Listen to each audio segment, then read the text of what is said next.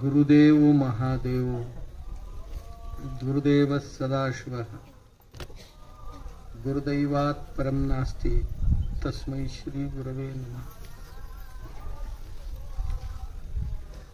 ಕಾಖಂಡಕಿಯ ಗೌಡ್ರೋಣ್ಯನ್ ಗಣಪತಿ 18-20 ವರ್ಷ ಆಯ್ತಂತ. ಅದ್ರಾಗ ಅಪ್ಪೋಳ್ ಬಂದ್ ಹೋದ ನಂತರ, ಸಿದ್ದೇಶ್ವರ ಅಪ್ಪೋಳ್ ಬಂದ್ ಹೋದ ನಂತರ ಅಪ್ಪೋಳ ಜಾಗದಾಗ ಮತ್ತೊಬ್ರು ಅಪ್ಪೋಳ್ ತಯಾರಾಗ್ಯಾರ. ಇಲ್ಲಿ ಅವ್ರು ತಯಾರು ಮಾಡೇ ಹೋದ್ರು ಹೋಗಾಕ. ಅವಾಗಿನಿಂದ ಊರು ವಾತಾವರಣ ಆಧ್ಯಾತ್ಮಿಕ ಆಗಿ ಪರಿವರ್ತನೆ ಆಯಿತು.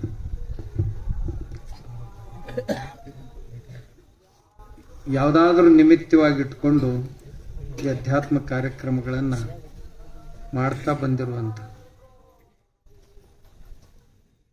ಶಿವಯೋಗೀಶ್ವರ ಶ್ರೀಗಳ ಚರಣಗಳಲ್ಲಿಯೂ ಇದೀಗ ನಮ್ಮನ್ನೆಲ್ಲ ಹರಿಸಿದಂಥ ಪೂಜ್ಯಪಾದರು, ಪ್ರಾತಸ್ಮರಣೀಯರು, ವೇದಾಂತ ವಿದ್ವಾಂಸರು,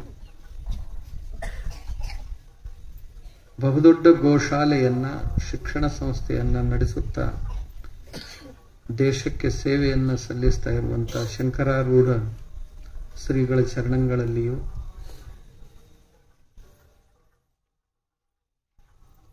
ಗಿರೀಶಾನಂದ ಸ್ವಾಮಿಗಳು, ಬಹುತೇಕ ನೀವು ಬಹಳ ಪರಿಚಯ ಅದಾರ ಕಾಣುತ್ತೆ. ಅವ್ರ ಗೆಳೆಯರು ಇನ್ನೊಬ್ರು ಆಚೆ ಕಡೆ ಅದಾರ, ಶರಣಾನಂದ ಶ್ರೀಗಳು. ತಮ್ಮೆಲ್ಲರಿಗೂ ಅನಂತ ಶರಣು ಶರಣಾರ್ಥಿಗಳು.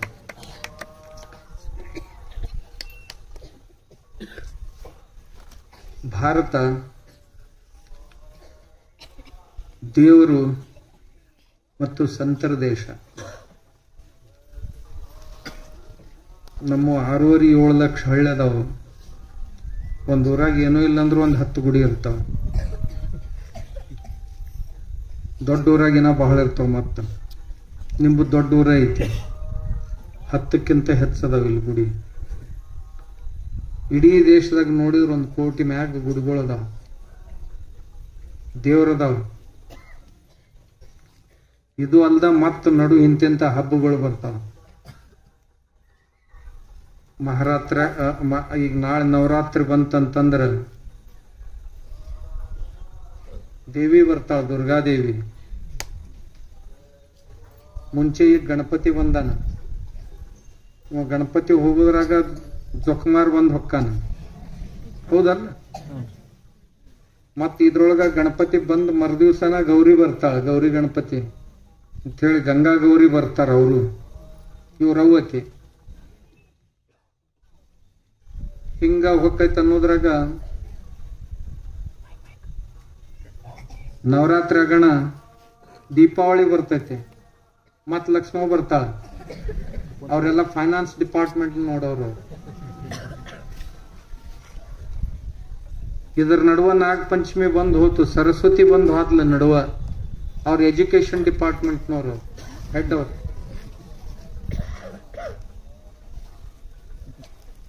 ದೇವಿ ದುರ್ಗಾದೇವಿ ಸಂರಕ್ಷಣಾ ವಿಭಾಗದ ಹೆಡ್,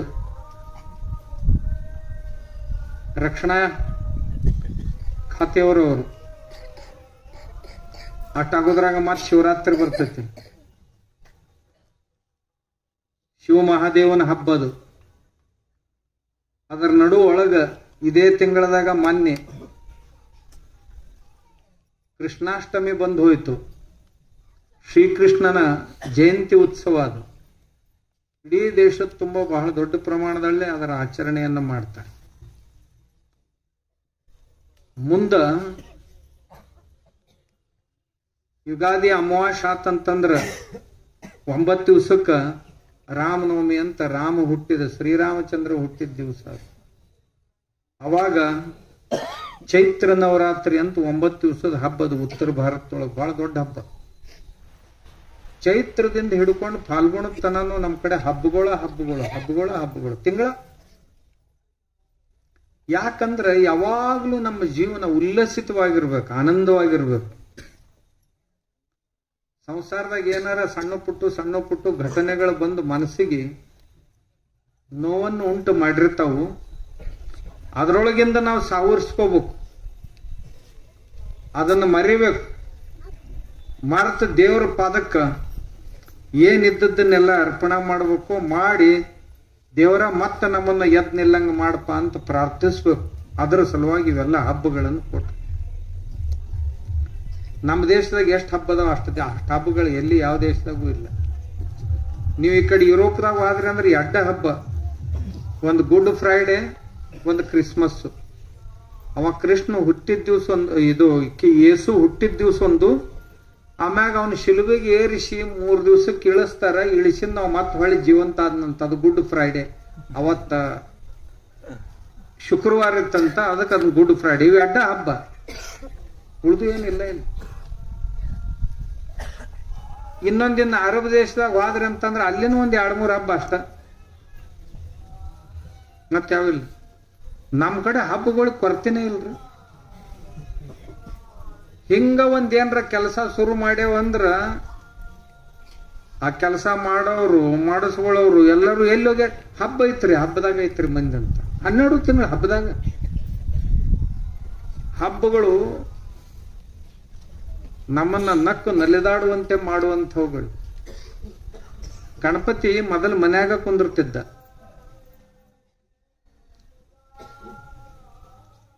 1920ಕ್ಕಿಂತ ಮುಂಚೆ ನಾವ್ ಯಾವಾಗಲೂ ದೇವ್ರನ್ನ ಹೊರಗೆ ತಂದವ್ರಲ್ಲ.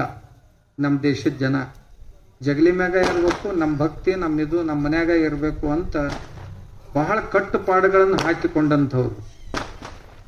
ಆದ್ರ ಸ್ವಾತಂತ್ರ್ಯ ಸಮರದ ಸಮಯದಲ್ಲಿ ಜನರು ಒತ್ತಟ್ಟಿಗೆ ಬರಬೇಕು.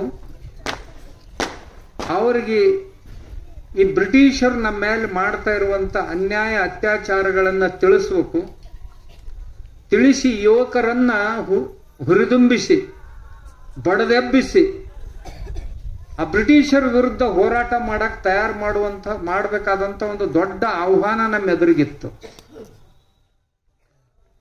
ಅದರ ಸಲುವಾಗಿ ದಕ್ಷಿಣದಲ್ಲಿ ಬಾಲಗಂಗಾಧರ ತಿಲಕರು ಬಂಗಾಲದೊಳಗ ರವೀಂದ್ರನಾಥ ಟ್ಯಾಗೋರ್ ನಿರ್ಣಯ ಮಾಡಿದ್ರು, ನೀವು ಗಣಪತಿನ ಶಿವಾಜಿಯನ್ನ ಹೊರಗೆ ತಗೊಂಡು ಬರ್ರಿ, ನಾ ದೇವಿ ಭಗವತಿಯನ್ನ ದುರ್ಗಾ ಪರಮೇಶ್ವರಿಯನ್ನ ಹೊರಗೆ ತರ್ತೀನಿ ಅಂತ. ಅವ್ರು ಕಲ್ಕತ್ತಾದಾಗ ಸಾರ್ವಜನಿಕ ನವರಾತ್ರೋತ್ಸವಗಳನ್ನ ಆರಂಭ ಮಾಡಿದ್ರು. ಲಕ್ಷಗಟ್ಟಲೆ ಜನ ಸೇರಕತ್ತಿದ್ರು. ಅವ್ರು ಸೇರಿದ ಕೂಡಲೇ ಹೋಗಿ ಈ ಬ್ರಿಟಿಷರ್ ಕುರಿತಾದಂತ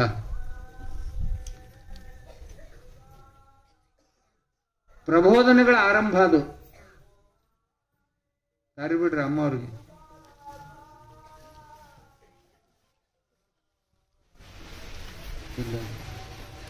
ಉತ್ಸವಗಳನ್ನು ಹೊರಗೆ ತಂದ್ರು. ಈ ಉತ್ಸವಗಳನ್ನು ಹೊರಗೆ ಓಣಿಯೊಳಗೆ ತರುವಂತ, ಊರೊಳಗೆ ತರುವಂತ ಉದ್ದೇಶ ಏನು? ಎಲ್ಲ ಜನ ಒತ್ತಟ್ಟಿಗೆ ಸೇರ್ಬೇಕು. ಸೇರಿದ ನಂತರ ಪ್ರಬೋಧನೆಯ ಕಾರ್ಯ, ಉಪದೇಶದ ಕಾರ್ಯ ನಡಿಬೇಕು. ಅದರಿಂದ ಜನರ ಮನಸ್ಸನ್ನ ಸ್ವಚ್ಛ ಶುದ್ಧ ಮಾಡಬೇಕು. ಮನಸ್ಸಿನಲ್ಲಿ ಪವಿತ್ರ ಭಾವನೆಗಳನ್ನು ತುಂಬಬೇಕು. ರಾಷ್ಟ್ರದ ಕುರಿತಾದಂತ, ಭಾರತ ಮಾತೆಯ ಕುರಿತಾದಂತ ಜಾಗೃತಿಯನ್ನ ಅವ್ರ ಮನಸ್ಸಿನಲ್ಲಿ ಮೂಡಿಸ್ಬೇಕು ಅಂತ ತಿಳ್ಕೊಂಡು ಅವಾಗ ತಂದಿದ್ರು. ಅವಾಗ ಈಸ್ಟ್ ಇಂಡಿಯಾ ಕಂಪನಿಯವರು ಬಂದು ನಮ್ಮನ್ನ ಆಳಾಕ್ ಹತ್ತಿದ್ರು ನೋಡ್ರಿ. ಅವಾಗ ಬ್ರಿಟಿಷರು ಬಂದು ಈ ದೇಶ ಆಳಾಕ್ ಹತ್ತಿದ್ರು ಅಂತ ತಿಳ್ಕೊಂಡು ಅವ್ರನ್ನ ಹೊರಗೆ ಹಾಕುವ ಸಲುವಾಗಿ ಗಣಪತಿ ಹೊರಗೆ ಬಂದ. ಈ ಪ್ರಸಂಗಗಳ ಮೇಲಿಂದ ಮೇಲೆ ಬರ್ತಿರ್ತಾವ. ಈಗ ಮತ್ತೆ ಹೊಳ್ಳಿ ಅಂತದ ಪ್ರಸಂಗ ಬಂದೈತಿ. ನಮ್ಮ ಜನರಿಗೆ ಮತ್ತೊಮ್ಮೆ ಜಾಗೃತಿಯನ್ನು ಉಂಟು ಮಾಡಬೇಕಾಗೈತಿ, ಮನಸ್ಸಿನೊಳಗೆ ಜಾಗೃತಿಯನ್ನು ಮೂಡಿಸ್ಬೇಕಾಗೈತಿ. ಏನಪ್ಪ, ಅಮೇರಿಕಾದವರು ನಮ್ಮ ದೇಶದ ಮ್ಯಾಗ 50% ಟ್ಯಾರಿಫ್ ಹಾಕ್ಯಾರ, ಟ್ಯಾಕ್ಸ್ ಹಾಕ್ಯಾರ. ಹಾಕಿ ನಮ್ಮನ್ನು ಮುಗಿಸ್ಬೇಕಂತ ಮತ್ತೊಮ್ಮೆ ನಮ್ಮ ದೇಶದ ಜನರು ಎಚ್ಚೆತ್ಕೊಳ್ಬೇಕಾಗೈತಿ. ಅಮೇರಿಕಾದ ಯಾವ ವಸ್ತುವನ್ನು ನಾವು ಭಾರತೀಯರು ಬಳಸೋದ್ರಲ್ಲಿ ಇವ್ರಿಗೆ ಬುದ್ಧಿ ಕಲಿಸ್ತೀವಿ ಅಂತ ಮತ್ತೊಂದು ಸಾರಿ ಈ ಗಣಪತಿ ಉತ್ಸವವನ್ನು ಬಳಸ್ಕೊಳ್ಳುವಂತ ದಿವಸ ಮತ್ತೊಮ್ಮೆ ಬಂದೈತಿ ನಮ್ಗೆ. ಹಿಂಗಂದ್ರೆ ಏನ್ರಿ, ಅಮೇರಿಕಾದವ್ರು ಏನೇನು ಸಾಮಾನು ತಗೊಂಡು ನಮಗ್ ಮಾರಾಕ್ ಬಂದಾರಲ್ಲ, ನಮ್ಮ ರೊಕ್ಕನ ಗೋಳೆ ಮಾಡ್ಕೊಂಡು ಹೋಗಿ ಮತ್ ನಮಗ ಈಗ ಬೆದರ್ಸೋ ಸ್ಥಿತಿ ಆಗದಾರ. ಅವ್ರನ್ನ ಮೆತ್ತಗ ಮಾಡ್ಬೇಕಾದ್ರೆ ಏನ್ ಮಾಡ್ಬೇಕಂತೀರಿ ನೀವು? ಪೆಪ್ಸಿ ಕೋಕೋ ಕೋಲಾ ಮೊದಲು ಊರ್ ಬಿಟ್ಟು ಓಡಿಸ್ಬೇಕು. ಅವರು ಇವು ತಿಳಿತಿಲ್ ನಿಮ್ಗೆ. ಇವ ಟ್ರಂಪು ಕಾಕಾಗ ಬುದ್ಧಿ ಕಲಿಸ್ಬೇಕಾಗಿತ್ತಂದ್ರ ಗೊತ್ತಾತಲ್ ನಿಮ್ಗೆ? ಟ್ರಂಪು ಅಂದ್ರ ಅಮೇರಿಕಾದ ಅಧ್ಯಕ್ಷವ. ಈ ಟ್ರಂಪಣ್ಣಗ ಬುದ್ಧಿ ಕಲಿಸ್ಬೇಕಾಗಿತ್ತು ಅಂತಂದ್ರ ಅವನ ಆರ್ಥಿಕ ನಾಡಿ ಯಾವ್ಯಾವದವಪ್ಪ ಭಾರತದೊಳಗ ಅವನ್ನೆಲ್ಲ ಹೆಚ್ಚಾಗ್ಬೇಕೇನು, ಅಂದ್ರ ಬುದ್ಧಿ ಬರೋದು ಅವಾಗ. ಪೆಪ್ಸಿ ಮತ್ತ ಓಣ್ಯಾಗ ಮನಿಗ್ ಬಂದಾವ ಇವು. ನೀವೇನು ಕುಡಿತೀರಲ್ಲ, ಕುಡಿದ್ರ ಅದ್ರೊಳಗೇನ್ ರೊಕ್ಕ ಪ್ರತಿ ದಿವಸ ಅಮೇರಿಕಾಕ್ ಹೋಗ್ತೈತೆ. ಅಂದ್ರೆ ಯಾರು ನಮ್ ಕುತ್ತಿಗೆ ಹೆಚ್ಚಗಾಕ್ ಬಂದಾರ, ಕೊಲ್ಲಾಕ್ ಬಂದಾರ, ಅವ್ರಿಗೆ ನಾವು ರೊಕ್ಕ ಕೊಡುದು ಸರಿಯಾ? ಕಾಲ್ಗೇಟ್ ಯಾರ ಮನ್ಯಾಗಿಲ್ಲ ಹೇಳ್ರಿ ನೋಡುನು. ಈಗೇನ್ ತಂದಿರಲ್ಲ ಅದ ಕಡಿದು, ಹೊಳ್ಳಿ ಕಾಲ್ಗೇಟ್ ತರಂಗಿಲ್ಲ. ತಂದ್ರಂದ್ರ ರೊಕ್ಕ ಮತ್ತ ಅವಾಗ ಟ್ರಂಪಣ್ಗ ಹೋಗುದದು. ಅದಕ್ಕೂ ಹೊಳ್ಳಿ ಯಾರು ಕಾಲ್ಗೇಟ್ ಖರೀದಿ ಮಾಡಬಾರ್ದು. ಕೊನೆದ ಅದು ಈಗೇನ್ ತಂದಿರಲ್ಲ ಅದು ಮುಗಿತಂದ್ರ ಬಿಟ್ಟ ಬಿಡುದ. ಮತ್ತೊಂದು ಯಾವ್ದಾರ ನಮ್ಮ ಸ್ವದೇಶಿ ವಸ್ತು ತಗೊಂಡು ಹಲ್ ತಿಕ್ಕೋದು. ರಗಡದವ್ ನಮ್ಮಲ್ಲಿ. ಮೂರನೇದ್ದು ಅವ್ರದ್ದು ಈ ಆನ್ಲೈನ್ ವಸ್ತು ತರಿಸ್ತಿರಲ್ಲ, ಅಮೆಜಾನ್ದಿಂದ ಆಮ್ವೇದಿಂದ ಬಾಳ ಮಂದಿ ತರಿಸ್ತಾರ. ಅವನ್ನ ಪಟ್ಟಿ ತಗೊಳಕ ಊರನ ಅಂಗಡಿಯವ್ರು ಬೇಕು, ಸಾಮಾನ್ ಖರೀದಿ ಮಾಡಕ್ ಆನ್ಲೈನ್ದವ್ರು ಬೇಕು. ಇದ್ಯಾವ ಪದ್ಧತಿಪ್ಪ? ರೊಕ್ಕ ತಗೊಂಡು ಹೋಗೋರು ಅವರು ಗಣಪತಿ ಪಟ್ಟಿ ಕೊಡು ಊರಾನ್ ಶಟ್ರು. ಇದೆಂತ ಪದ್ಧತಿ? ಅವು ಆನ್ಲೈನ್ ಖರೀದಿ ಮಾಡೋದು ಬಂದ್ ಮಾಡ್ರಿ ಅಂದ್ರೆ ಆ ಕಡೆ ರೊಕ್ಕ ಹೋಗುದು ಬಂದಕ್ಕ. ಅಮೇರಿಕಾದ್ವು ಅವು ಎಲ್ಲ ಕಂಪನಿಗಳು. ನಾಲ್ಕನೇದ್ದು ಮ್ಯಾಕ್ಡೊನೆಲ್, KFC ಅಂತ ಹೈವೇ ಅಲ್ಲೆಲ್ಲೆಲ್ಲ ದೊಡ್ಡ ಅಂಗಡಿ ಇರ್ತಾವ. ನೋಡಿರೇನು, ಕೇಳಿರೇನು? ಒಂದ್ ಜರ ಕಲ್ತ್ ಮಂದಿಗೆ ಗೊತ್ತಿರ್ತೈತಪ್ಪ. ನಾ ಸುಮ್ಮ ಹಂಗ ಹೇಳ್ಬಿಡು. ಮತ್ ನಾಳೆಗೆ ನೋಡಕ್ ಹೋದಿರಿ ಮತ್ತೆ ಎಲ್ಲಾರು ಹೆಂಗಿರ್ತೈತಿ ಇದನ್ನ ತಿಂದು ನೋಡು ಅಂತೆಲ್ಲ. ಗೋಮಾಂಸನ ಇರ್ತೈತವ. ಅವು ಜರ್ಸಿ ಆಕಳ ಕೊಲ್ತಾರ, ಅದ್ರ ಮಾಂಸದಿಂದ ಎಲ್ಲ ತಯಾರು ಮಾಡಿರ್ತಾರ. ಅವೆರಡು ಅಂಗಡಿಗಳು ಅಲ್ಲಿ ಬಿಜಾಪುರದಾಗ ಹೈವೇಕ ಅಲ್ಲಿ ಇರ್ತಾವ. ಅವು ದೇಶದ ತುಂಬದಾವ ಅಂಗಡಿಗಳು. ಆಮ್ಯಾಗ ಅಡಿದಾಸ್ ಅಂತ ತಿಳ್ಕೊಂಡ್ ಏನ ಟಿ ಶರ್ಟ್ಗಳು ಪ್ಯಾಂಟ್ಗಳು ಬರ್ತಾವ. ಯಾವ ಅಡಿದಾಸ್ ಅಂತ ಅವು ಅವರು ಅದಾವು, ಅವನ್ ಬಂದ್ ಮಾಡ್ಬೇಕು. ಮತ್ತೇನಪ್ಪ ಇವರು ಟೈಟನ್ ಅಂತ ಏನು ಗಡಿಯಾಳದಾವಲ್ಲ, ಟೈಟನ್ ಈಗ ತಗೊಂಡಿದ್ರಿ ಅಂದ್ರೆ ಅದ ಕಡೆ ಇನ್ನು ಮುಂದೆ ಹೊಳ್ಳಿ ಅಂದು ಟೈಟನ್ ಕಡೆ ಹಾಯ್ವಾರ. ಇದು ಅಲ್ದ ಇಂಥವ್ ಇನ್ನೂ ಬಾಳ ಸಾಮಾನ್ ಅದಾವ್ರು. ನಿಮ್ಗೆ ಗೊತ್ತಾಗ್ತದೆ ತಗೊಳ್ಳುವ ಹೊತ್ನ್ಯಾಗ ಅದ್ರ ಕೆಳಗೆ ಓದ್ಬೇಕಿದು ಯಾರ್ದಂತ. ಅಮೇರಿಕಾದವ್ರದ್ದು ಇತ್ತಂದ್ರೆ ತಗೊಳ್ಳೋದನ್ನ ಬಿಡ್ಬೇಕು. ಅಂದ್ರ ಮತ್ತ ನಮ್ಮ ದೇಶ ನಾವು ಕಟ್ಟಾಕ ಸನ್ನದ್ಧರಾಗಿವಿ ಅಂತ ಅರ್ಥ. ಇಷ್ಟಾಗಿವಲ್ಲಿ ಗಟ್ಟಿಯಾಗಿ ಒದ್ದಾಡಕತ್ತೈತದು ಅಮೇರಿಕಾದ ಅಧ್ಯಕ್ಷ. ಯಾಕರ ನಾ ಇವ್ರಿಗೆ ಟ್ಯಾರಿಫ್ ಹಾಕಿದ್ಯಾ, ನಾ ಹಾಕಿದ್ರೆ ಇವ್ರು ಸೊಂಟ ಮುರಿತ ತಿಳ್ಕೊಂಡಿದ್ದೆ, ಇವ್ರು ನಾನ್ ಸೊಂಟನ ಮುರಿಯಾಕ ಹೊಂಟಾರ ಅಂತ ಅನಿಸ್ಬೇಕು ಅವಾಗ. ಹಂಗ ಮಾಡ್ಬೇಕು ನೀವೆಲ್ಲರೂ ಹಳ್ಳಿ ಮಂದಿ. ಯಾಕಂದ್ರೆ ನಿಮ್ ಕೈಯಾಗ ಏನ್ ಕಡಿಮೆ ಇಲ್ಲ. ನಿಮ್ ಊರಾಗಿಂದ ಪ್ರತಿ ದಿವಸ ಲಕ್ಷಗಟ್ಲೆ ಹಣ, ಬರೀ ಕಾಕಂಡಿಕೆಯಿಂದಾನ ಲಕ್ಷಗಟ್ಲೆ ಹಣ ಅಮೇರಿಕಾಕ್ ಹೋಗ್ತೈತಿ ಪ್ರತಿ ದಿವಸ. ಇಂಥವ್ 6,40,000 ಹಳ್ಳಿ ಅದಾವ ನಮ್ಮಲ್ಲಿ, ಶಹರಗಳನ್ನು ಬಿಟ್ಟು. ಎಲ್ಲರೂ ಮನಸ್ಸು ಮಾಡಿದ್ರೆ ಸೊಂಟ ಮುರಿಲಕ್ಕಿಲ್ಲನು. ಒಂದು ದೀನ್ ನಮಸ್ಕಾರ ಹಾಕೊಟ್ಟ ಬಂದಾನ ಮಗ ಅವ. ನಮ್ಮ ಗಣಪತಿ ಉತ್ಸವಗಳನ್ನ ಇದಕ್ಕೆ ಬಳಸ್ಕೋಬೇಕಾಗೈತಿ. ಮತ್ತೊಂದ್ಸಾರಿ ಅಂತ ಪ್ರಸಂಗ ಬಂದ. ನಮ್ಮ ಉತ್ಸವಗಳು, ನಮ್ಮ ದೇವರು ನಮಗೆ ಯಾವಾಗಲೂ ಉತ್ಸಾಹವನ್ನು ತುಂಬುವಂಥದ್ದು. ನಾವು ಗಣಪತಿಯಿಂದ ಕಲಿಬೇಕಾದದ್ದು ಏನು? ತಂದೆ ತಾಯಿಗಳನ್ನ ಗೌರವಿಸುವುದನ್ನ ಕಲಿಬೇಕು. ತಂದೆ ತಾಯಿಗಳನ್ನ ಗೌರವಿಸುವುದನ್ನ ಕಲಿಸುವಂಥವನು ಯಾರು ಅಂದ್ರೆ ನಮ್ಮ ಗಣಪತಿ.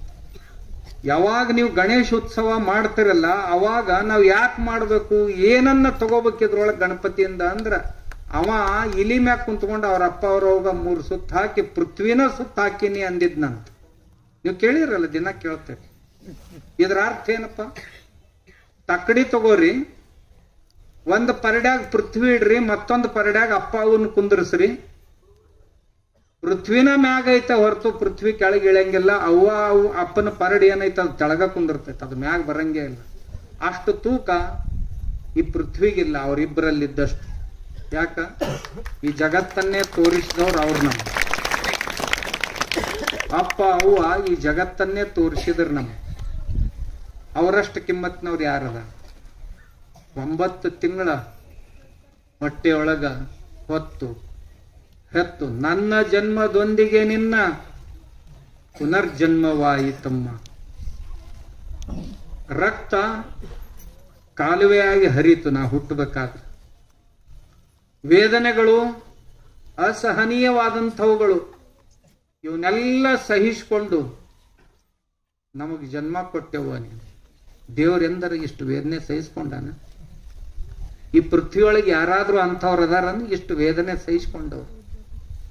ಯಾರು ಇಲ್ಲಂದಾಗ ಅವನಷ್ಟು ಅವನ್ ತೂಕದವ್ರು ಯಾರು ಹಾಕ್ತಾರನಿ? ಅಪ್ಪನ್ ತೂಕದವ್ರು ಯಾರು ಆಗವ್ರು ಅದಾರ? ಅವ ಕಣ್ಣಾಗ ನೀರ್ ತಂದಿಲ್ಲ, ಗಟ್ಟಿಯಾಗಿರ್ತಾನವ. ಮನೆಯ ಆಧಾರವ ಗಟ್ಟಿರ್ತಾನವ. ಅವಗೇನ್ ದುಃಖ ಇರಂಗಿಲ್ಲ ಅಂತಿಲ್ಲ, ಸಾಕಷ್ಟು ದುಃಖ ಆಗಿರ್ತೈತೆ. ಆದ್ರ ಅವ ಹತ್ತು ತೋರ್ಸಂಗಿಲ್ಲ. ಎಂಥದ್ದೇ ಪ್ರಸಂಗ ಬಂದ್ರು ಸಹಿತ ಆಯ್ತಾಳ ಬರ್ಲಾಳ ಹಿಂಗ ಅಂತಿರ್ತಾನವ. ಬೇಕಾದಷ್ಟು ಖರ್ಚಾಗಲಿ ತಮ್ಮ ತಂಗಿ, ನೀ ಕಲಿ, ನಾ ಕಲಿಸ್ತೀನಿ, ಎಷ್ಟ್ಯಾಕ ಅನುಲ್ ಇರೋಲ್ದಕ್ಕ ಅಂತ ಗಟ್ಟಿಯಾಗಿ ನಿಂದ್ರವ. ಅವ ಬಿಸಿಲ, ಮಳಿ, ಗಾಳಿ, ಚಳಿ ಅನ್ಲಾರ್ದ ಹಗಲು ರಾತ್ರಿ ಕೆಲಸ ಮಾಡಿ ನಮ್ಮನ್ನ ಬೆಳೆಸಿ ದೊಡ್ಡವನ್ ಮಾಡಿದವ. ನಮಗ ಹುಟ್ಟಿದಾಗಿಂದ ಹಿಡ್ಕೊಂಡು ಇಲ್ಲಿ ತನ ಅವು ಅಂದ್ರೇನು, ಅಪ್ಪ ಅಂದ್ರೇನು, ಅಣ್ಣಂದ್ರೇನು, ತಮ್ಮಂದ್ರೇನು, ಮಾವಂದ್ರೇನು, ಅಳಿಯ ಅಂದ್ರೇನು, ಚಿಕ್ಕಪ್ಪ ಅಂದ್ರೇನು, ಚಿಗವ್ವ ಅಂದ್ರೇನು, ಎಲ್ಲ ಸಂಬಂಧಗಳನ್ನು ಕಲಿಸಿಕೊಟ್ಟವ್ರು ಇವರ.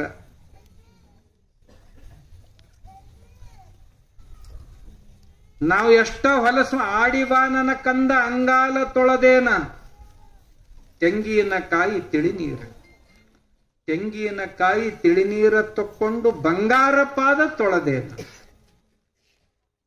ಇವ ಬೇಡ, ಈ ಹುಡುಗಿ ಸಾಣದಿದ್ದಾಗ ಅಲ್ಲೇ ಹೊರಕಡೆಗೆ ಮಾಡಿ ಅದ್ರಾಗ ಹೊಳ್ಳಾಡ್ತಿತ್ತು, ಕೈಲೇನು ಕಿವಿಸ್ತಿತ್ತು, ಗೊತ್ತಿರ್ಲಿಲ್ಲ ಇದಕ್ಕ ಏಷ್ಗಂತಾರಂತ. ನೋಡ್ದಕ್ಕಿನ ಓಡಿ ಬಂದ್ಲು,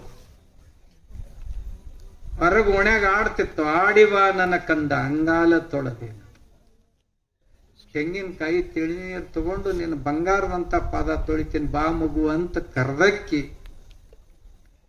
ಈ ಪೃಥ್ವಿಯಲ್ಲಿ ಇವರಿಗೆ ಸಮನಾದಂಥವ್ರು ಯಾರು ಅದಾರೆ? ನಾವು ಅರ್ಥ ಮಾಡ್ಕೊಳ್ತಾ ಇಲ್ಲ. ಏನ್ ನಮ್ಮಾಗೇನ್ ದೊಡ್ಡ ಉಪಕಾರ ಮಾಡ್ಯಾರನಂತ ಒಂದೇ ಮಾತಿನಾಗ ಬಾಳ ಇತ್ತೀಚೆಗೆ ಕಲ್ತವ್ರು ಚಡ್ಡಪ್ಪಗಳು ಅಂತಿರ್ತಾರ. ಅವರು ಯಾವಾಗ ಅಪ್ಪ ಅಕ್ಕಾರಲ್ಲ ಅವಾಗ ಗೊತ್ತಾಕೈತಿ, ಅಂತನ ಗೊತ್ತಾಗುದಿಲ್ಲ. ಅಪ್ಪ ಅಂದ್ರೇನು, ಅವು ಅಂದ್ರೇನು ಯಾವಾಗ ಗೊತ್ತಾಗುತ್ತಂದ್ರೆ ಅವಾಗ ಗೊತ್ತಾಗ.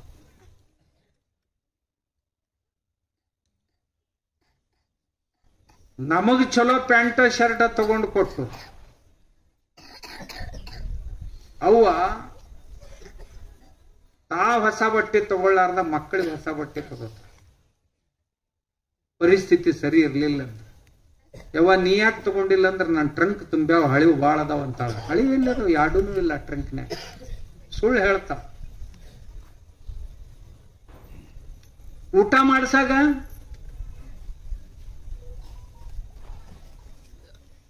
ಮಕ್ಕಳು ಉಣ್ಣೋಕ್ಕಿಂತ ಮುಂಚೆ ಎಂದರ ಅವು ಉಂಡಾಳ.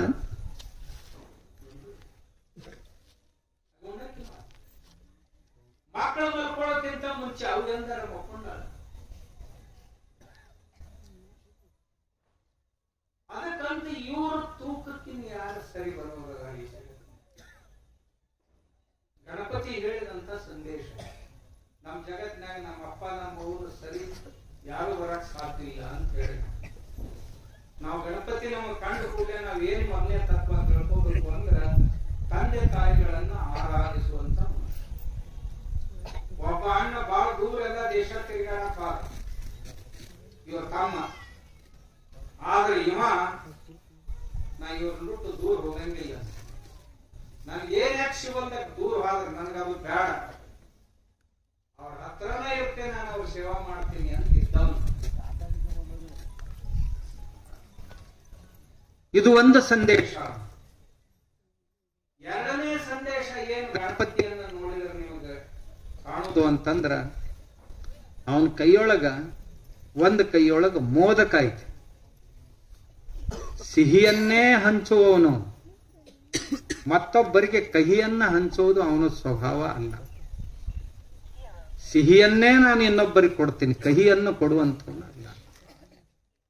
ನಾವು ಗಣಪತಿಯನ್ನ ನೋಡಿದ ಕೂಡಲೇ ಕಹಿಯನ್ನ ನಾವು ನುಂಗಾಕ್ ಕಲಿಬೇಕು, ಮತ್ತೊಬ್ಬರಿಗೆ ಹಿತವನ್ನುಂಟು ಮಾಡಬೇಕು. ನಮ್ಮದು ಏನಕ್ಕಾಗೋದಕ್ಕ ಜಗವೆಲ್ಲ ನಗುತ್ತಿರಲಿ, ಜಗದಳವು ನನಗಿರಲಿ ಅಂತೇನು ಹಾಡ್ಕೊಂಡು ಬಂದ್ರಲ್ಲ, ಹಂಗೇನಿದ್ದದ್ದ ನಾ ಸನ್ ಮಾಡ್ಕೋತೀನಿ, ಎಲ್ಲರೂ ನಕ್ಕೊಂತ ಇರಿ. ಮತ್ತೊಬ್ಬರಿಗೆ ಒಳ್ಳೆಯದನ್ನೇ ಕೊಡಬೇಕು, ಕಹಿಯನ್ನು ಕೊಡಬಾರ್ದು ಅನ್ನೋದನ್ನ ನಾವು ತಿಳ್ಕೋಬೇಕು. ಗಣಪತಿ ನೋಡಿದ್ವಿ. ಗಣಪತಿ ಕೈಯೊಳಗ ಒಂದು ಲೇಖನಿ ಇದೆ ಬಲಗೈಯಲ್ಲಿ. ಆ ಲೇಖನಿ ಎಂಥದ್ದು ಅಂದ್ರ ತನ್ನದೇ ಆದಂತ ಹಲ್ಲು ಮುರಿದು ಕೈಯಾಗಿ ಹಿಡ್ಕೊಂಡಾನ. ಎದಕ್ಕೆ ಹಿಡ್ಕೊಂಡಾನ ಅಂದ್ರ ಮಹಾಭಾರತ ಬರ್ಯಾಕ್ ಹಿಡ್ಕೊಂಡಾನ. ವ್ಯಾಸ ಮಹರ್ಷಿಗಳು ಮಹಾಭಾರತ ಬರಿಬೇಕಾಗಿತ್ತು. ಯಾರು ವಿದ್ವಾಂಸರದಾರಂತ ನಾ ಹೇಳಿದ್ದನ್ನು ಬರೆಯವರು ಅಂತ ಹೇಳಿದಾಗ ಒಬ್ಬ ಮಹಾಪುರುಷ ಹೇಳಿದ್ನಂತ, ಈ ಕೆಲಸಕ್ಕೆ ಗಣಪತಿ ಬಹಳ ಯೋಗ್ಯ ಮನುಷ್ಯ. ಗಣಪತಿ ಕೇಳಿದ ಕೂಡಲೇ ಬರಿತೀನಪ್ಪ, ನಾ ಬರಿತೀನ್ರಿ, ಆದ್ರೂ ಶುರು ಮಾಡಿದ್ನಂದ್ರ ನಡು ನೆಂದ್ರಂಗಿಲ್ಲ. ಮತ್ತ ನಾವು ಊಟ ಪಾಠ ಮಾಡು ಅದ್ ನಮ್ಗೇನ್ ಹೇಳ್ಬೇಡ್ರಿ. ಅದ್ ನನ್ನ ನಾವೊಂದು ಶುರು ಮಾಡಿದೆವು ಅಂದ್ರೆ ನಿಂದ್ರವ್ರ. ಮತ್ ನಮಗೊಂದ್ ಜರ ಆರಾಮ ವಿಶ್ರಾಂತಿ ಅದು ಮಾಡಿ ಬರುವ ಅದೇನ್ ನಮ್ಗೇನ್ ಹೇಳ್ಬೇಡ್ರಿ. ನಾವೊಂದು ಶುರು ಮಾಡಿದ್ನಂದ್ರೆ ಗ್ರಂಥ ಮುಗ್ದಿಂದ ಬಿಡ. ಆದ್ರ ವ್ಯಾಸ ಮಹರ್ಷಿಗಳು ಹೇಳಿದ್ದು ನೀ ಮಾಡು, ಆದ್ರೆ ತಿಳಿದು ಬರೀತ ಬಾ, ತಿಳಿಲಾರ್ದನ್ ಬರ್ಯಾಕ್ ಹೋಗ್ಬೇಡ. ನೀ ಮೊದಲ ಅರ್ಥ ಮಾಡ್ಕೊ, ನಿನಗ ಅರ್ಥ ಆತಂದ್ರೆ ಬರಿ ಅಂತ. ಅವಾಗ ನಡುವ ಕಠಿಣ ಶ್ಲೋಕಗಳನ್ನ ಹೇಳ್ಬಿಡ್ತೈತಿ. ಅವು ಕಠಿಣ ಶ್ಲೋಕಗಳಂದ್ರೆ ಬೆಡಗಿನ ವಚನಿದ್ದಂಗ. ಈಗ ಹಾಡ್ತಿರಲ್ಲ ನೀವು, ಕೋಡಗನ್ನ ಕೋಳಿ ನುಂಗಿತ್ತ ನೋಡವ್ವ ತಂಗಿ, ಕೋಡಗನ್ನ ಕೋಳಿ ನುಂಗಿತ್ತ ಅಂತ ಹೇಳುದಿಲ್ರಿ, ಹಾಡೋದಿಲ್ರಿ. ಕೋಡಗ ಅಂದ್ರ ಮಂಗ್ಯ, ಮಂಗ್ಯ ಅಂದ್ರ ಮನಸ್ಸು.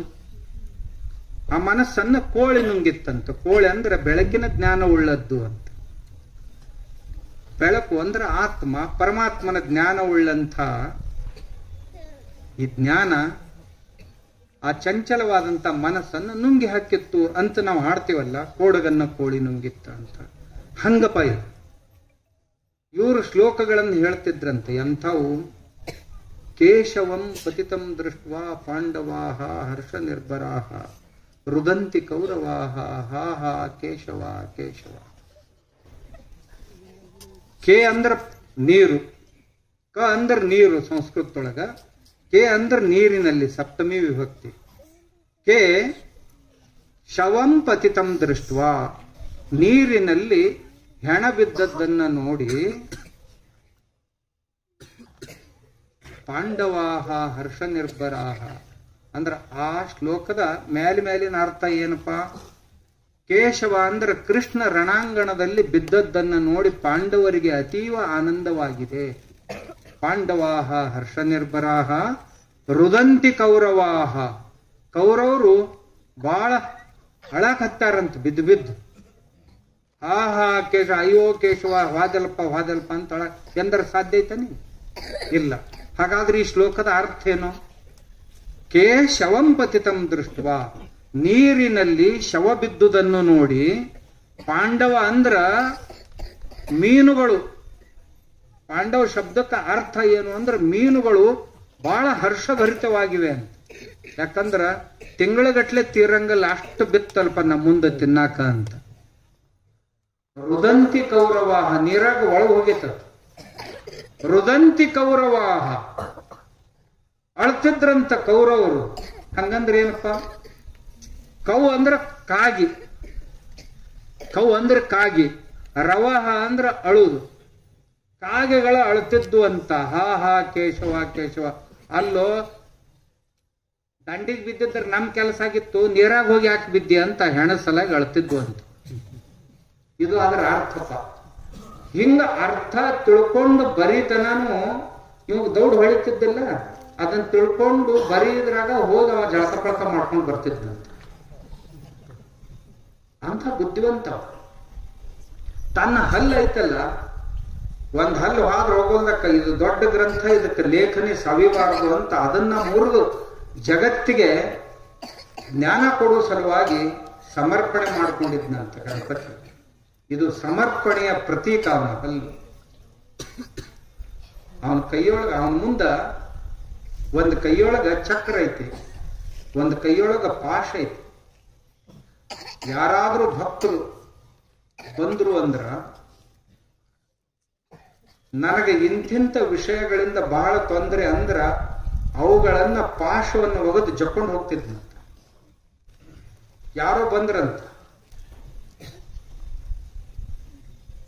ಒಬ್ಬ ರಾಕ್ಷಸವ ಬಹಳ ತೊಂದರೆ ಕೊಡ್ತಿದ್ದ.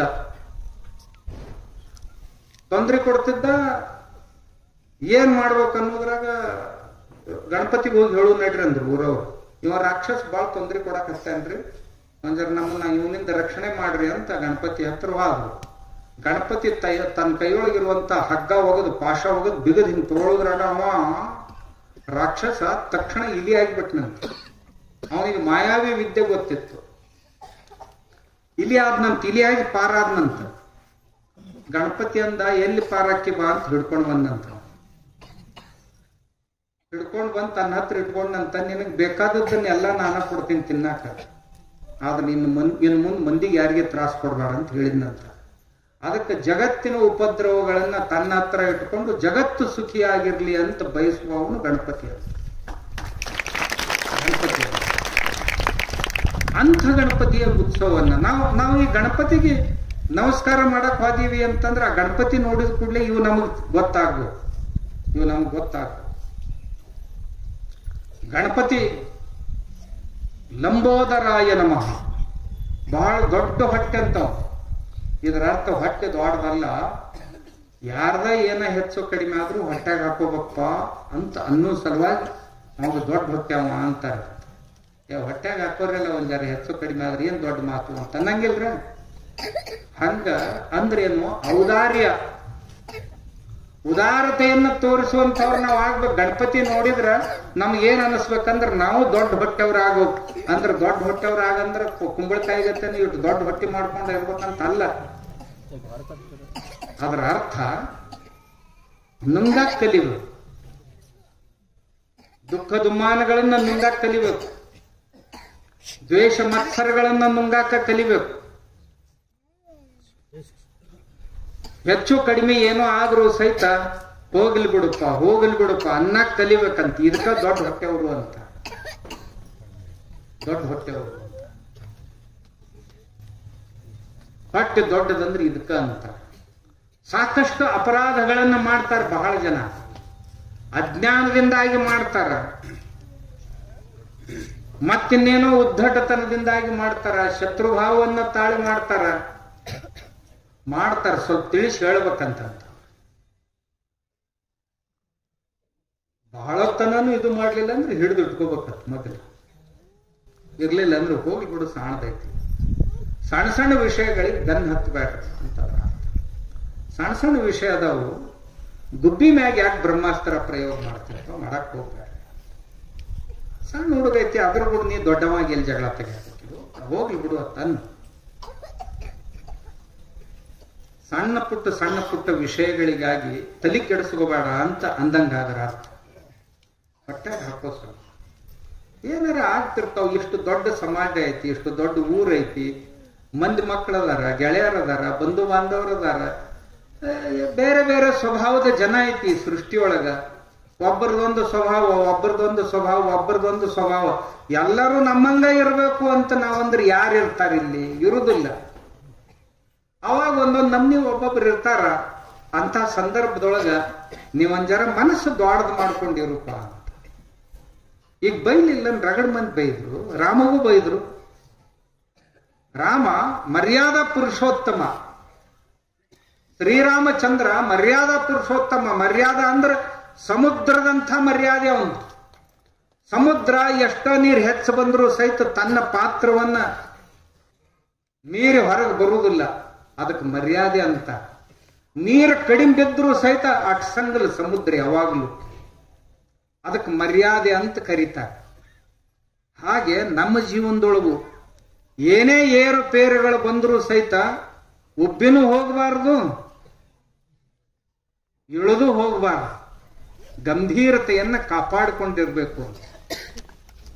ಅದಕ್ಕೆ ಮರ್ಯಾದ ಅಂತ. ಇಂಥ ಮರ್ಯಾದಾ ಪುರುಷೋತ್ತಮ ಶ್ರೀರಾಮಚಂದ್ರ ವನವಾಸಕ್ಕೆ ಹೋದ್ನಪ್ಪ. ಅಂಥವರಿಗುಂಟು ವನವಾಸ. ಯಾರಿಗೆ? ಇವ್ರಿಗೆ ವನವಾಸ ಆತು. ಅವ್ರ ಮಹಾಭಾರತದಾಗ ಚಲೋ ನಡೆಯೋರು ಅವ್ರಿಗೆ ವನವಾಸ ಆತು. ಆದ್ರೆ ಬೇಜಾರ ಮಾಡ್ಕೊಳ್ಳಿಲ್ಲ. ಏನಪ್ಪಾ ಅಂತವ್ರಿಗೆ ವನವಾಸ ಆಗೈತಂತ ನಾವು ಯಾವ ಗಿಡದ ಸೊಪ್ಪು, ಯಾವ ಗಿಡ ತಪ್ಪಲ, ಯಾಕಷ್ಟು ಉರಿದಾಡ್ತೀನಿ ನೀವು ಅಂತ ಮನಸ್ಸಿಗೆ ಸಮಾಧಾನ ಹೇಳ್ಕೋಬೇಕಂತ. ಮನಸ್ಸಿಗೆ ಸಮಾಧಾನ ಇದು ನಾವು ಕಲಿಬೇಕಾದದ್ದು. ದೇವರಿಂದ ನಾವು ಇದನ್ನು ಕಲಿಬೇಕಾದದ್ದು. ರಾಮನಿಗೇನು ತೊಂದರೆಗಳಾಗ್ಲಿಲ್ಲ. ಅಡವಿಯೊಳಗೆ ಹೋದನ್ರಿ. ಒಂದ್ ಸಾರಿ ಪ್ರಸಂಗ ಹೆಂಗ್ ಬಂತು ಅಂದ್ರೆ, ಈ ಗಂಡ, ಹೆಂಡತಿ ಮತ್ತು ಇವ್ರ ತಮ್ಮ 3 ಮಂದಿ ಕೂಡಿ ಹೊಂಟಿದ್ರು. ಒಬ್ಬ ಕಬಂಧ ಅಂತಕ್ಕಂಥ ರಾಕ್ಷಸ. ಕಬಂಧ ಅವ ಕುತ್ತಿಗೆ ಮೇಲಿಂದ ಇರ್ಲಿಲ್ಲಂತ. ಇದೆಲ್ಲ ಒಳಗೆ ಎದ್ಯಾಗ ಸೇರಿತ್ತಂತ. ಕಾಲಿರ್ಲಿಲ್ಲ, ಬರೀ ಉದ್ದನ್ ಕೈ ಇದ್ದು ಅಂತ. ಕುಂತಲ್ಲೇ ಕುಂತ್ಕೊಂಡು ಆ ಕೈಯಿಂದ ಎಷ್ಟು ದೂರದಾಗ ಏನ್ ಸಿಗ್ತಾವಂತ ತಗೊಂಡು ತಿಂತಿದ್ನಂತ. ಅಂತದ್ರಾಗ ಇವ್ರು ಸಿಕ್ಕರು. ನಿಮ್ಮನ್ ಮುಗಿಸೇ ಬಿಡ್ತೀನಿ ಅಂದ. ಅಂದು 3 ಮಂದಿಯನ್ನು ಹಿಚ್ಚಾಕ ನಿಂತ. ಅಂಥ ಪ್ರಸಂಗದಲ್ಲಿಯೂ ಸಹಿತ ಬಹಳ ಸಿಟ್ಟು ಬಂದಿತ್ತು ಶ್ರೀರಾಮಚಂದ್ರನಿಗೆ. ನಮ್ ಚಿಕ್ಕಮ್ಮ ಹಿಂಗ್ಯಾಕ್ ಮಾಡಿದ್, ನಮ್ಮನ್ನ ಯಾಕೆ ಅಡವಿಗಟ್ಟಿದ್ಲು ಅಂತ ಮನಸ್ಸಿನಾಗ ಬಂದಿತ್ತು. ಬಂದದ್ದನ್ನ ಇನ್ ಮುಂದ ಅವ್ರ ಚಿಕ್ಕಮ್ಮಗೆ ಏನ್ರ ಅನ್ಬೇಕು ಅಂತ ಮನಸ್ಸಿನಾಗ ಬಂದಿತ್ತು. ಅಷ್ಟ್ರೊಳಗ ಅವಂದ ಅಂತರ್ ಮನಸ್ಸು ಹೇಳ್ತಂತ, ನೋಡಪ್ಪ ನಿಜವಾಗಿ ಸಂಯಮ ಪಾಲಿಸೋದ ಅದಕ್ಕೆ ಯೋಗ್ಯ ಸಮಯ ಅಂದ್ರೆ ಇದ. ಹರಿ ಹಾಯಕ್ ಹೋಗ್ಬೇಡ. ನೀ ಹರಿ ಹಾಯೋದ್ರಿಂದ ನಿನಗೂ ಏನೂ ಸಮಾಧಾನ ಇಲ್ಲ, ಯಾರಿಗೆ ನೀ ಹರಿ ಹಾಯ್ತಿ ಅವರು ಇಲ್ಲಿಲ್ಲ. ಯಾಕೆ ಮನಸ್ಸಿಗೆ ನೋವು ಮಾಡ್ಕೋತಿ? ಸಮಾಧಾನ ಮಾಡ್ಕೊ. ಆ ಕಬಂಧನಿಗೆ ಒಂದು ವರ ಕೊಟ್ಟಿದ್ದ ದೇವರು. ಏನಂತ? ಅವ ಇಚ್ಛಾಮರಣಿ ಆಗಿದ್ದ. ಅವನ್ ಕೊಲ್ಲಕ್ಕೆ ಯಾರಿಗೆ ಸಾಧ್ಯ ಇರಲಿಲ್ಲ. ಇವ್ರು 3 ಮಂದಿ ಶಿಖರ್ ನಿಮ್ಮನ್ನು ತಿಂದ ಹಾಕ್ತೇನಂದ. ಹೆಗಲ್ ಮ್ಯಾಗ ಕುಂದರ್ಸ್ಕೊಂಡಿದ್ದ 3 ಮಂದಿನ. ಅವಾಗ ರಾಮಂದ, ತಮ್ಮ ಹೆಂಗು ಇವಾಗ ಮರಣನೇ ಇಲ್ಲ, ನಾವು ಕೊಲ್ಲಕ ಸಾಧ್ಯ ಇಲ್ಲ ಇವನ್ನ, ನಮ್ಮ ಅಸ್ತ್ರ ಶಸ್ತ್ರಗಳು ಯಾವ ನಡೆಯಂಗಿಲ್ಲ ಇವನ್ ಮ್ಯಾಗ. ಕೊನೆಗೆ ರಾಮ ಹೇಳ್ದ ಲಕ್ಷ್ಮಣಗ, ನಾ ಈ ಕೈ ಗಟ್ಟಿ ಹಿಡಿತೀನಿ, ಇವನು ಎಡ್ಡು ನೀ ಇಲ್ಲಿ ಕತ್ತರಿಸಿ ಬಿಡುವನಂತ. ಇವ ಎಲ್ಲ 2 ಕೈಲೇನ ಎಲ್ಲ ಆಟ ಆಡಕತ್ತಾನೆ. ಹೌದಿಲ್ಲ? ಇವಾಗ ಮರಣ ಇರ್ಲಿಕ್ಕೆ ಬಿಡೋಲ್ದಕ್ಕ. ಆದ್ರೆ ಇವೆಡ್ಡು ಕೈ ಕತ್ತರಿಸಿ ಬಿಡು, ಉಪವಾಸ ತಪ್ಪ ನೀವು ಹಿಂದಾಗಡೆ. ಲಕ್ಷ್ಮಣ ಕೈನ ಕತ್ತರಿಸಿ ಒಗದ್ ಬಿಟ್ರು. ದಪ್ಪ ಅಂತ ಬಿತ್ತು. ಅಲ್ಲಿ ನಾ ಹೆಂಗ್ ಬದುಕಲಿ ನನ್ನ ನೀ ವಿಚಾರ ಮಾಡಿ.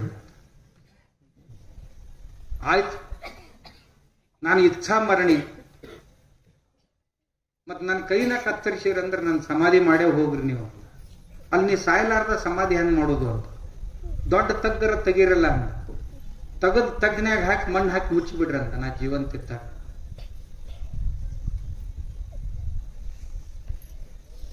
ಶ್ರೀರಾಮಚಂದ್ರ ಅವನಿಗೆ ಮುಕ್ತಿಯನ್ನು ಕೊಟ್ಟ. ನೋಡಪ್ಪ, ಅಜ್ಞಾನ ವಶದಿಂದ ನೀ ಏನೋ ತಪ್ಪು ಮಾಡಿದೆ, ಆದಾಗ್ಯೂ ನಾವು ನಿನ್ನ ಜೀವ ತಗೊಂಡಿಲ್ಲ, ಇನ್ ಮುಂದರೆ ಶಾಣೆ ಆಗಿರು.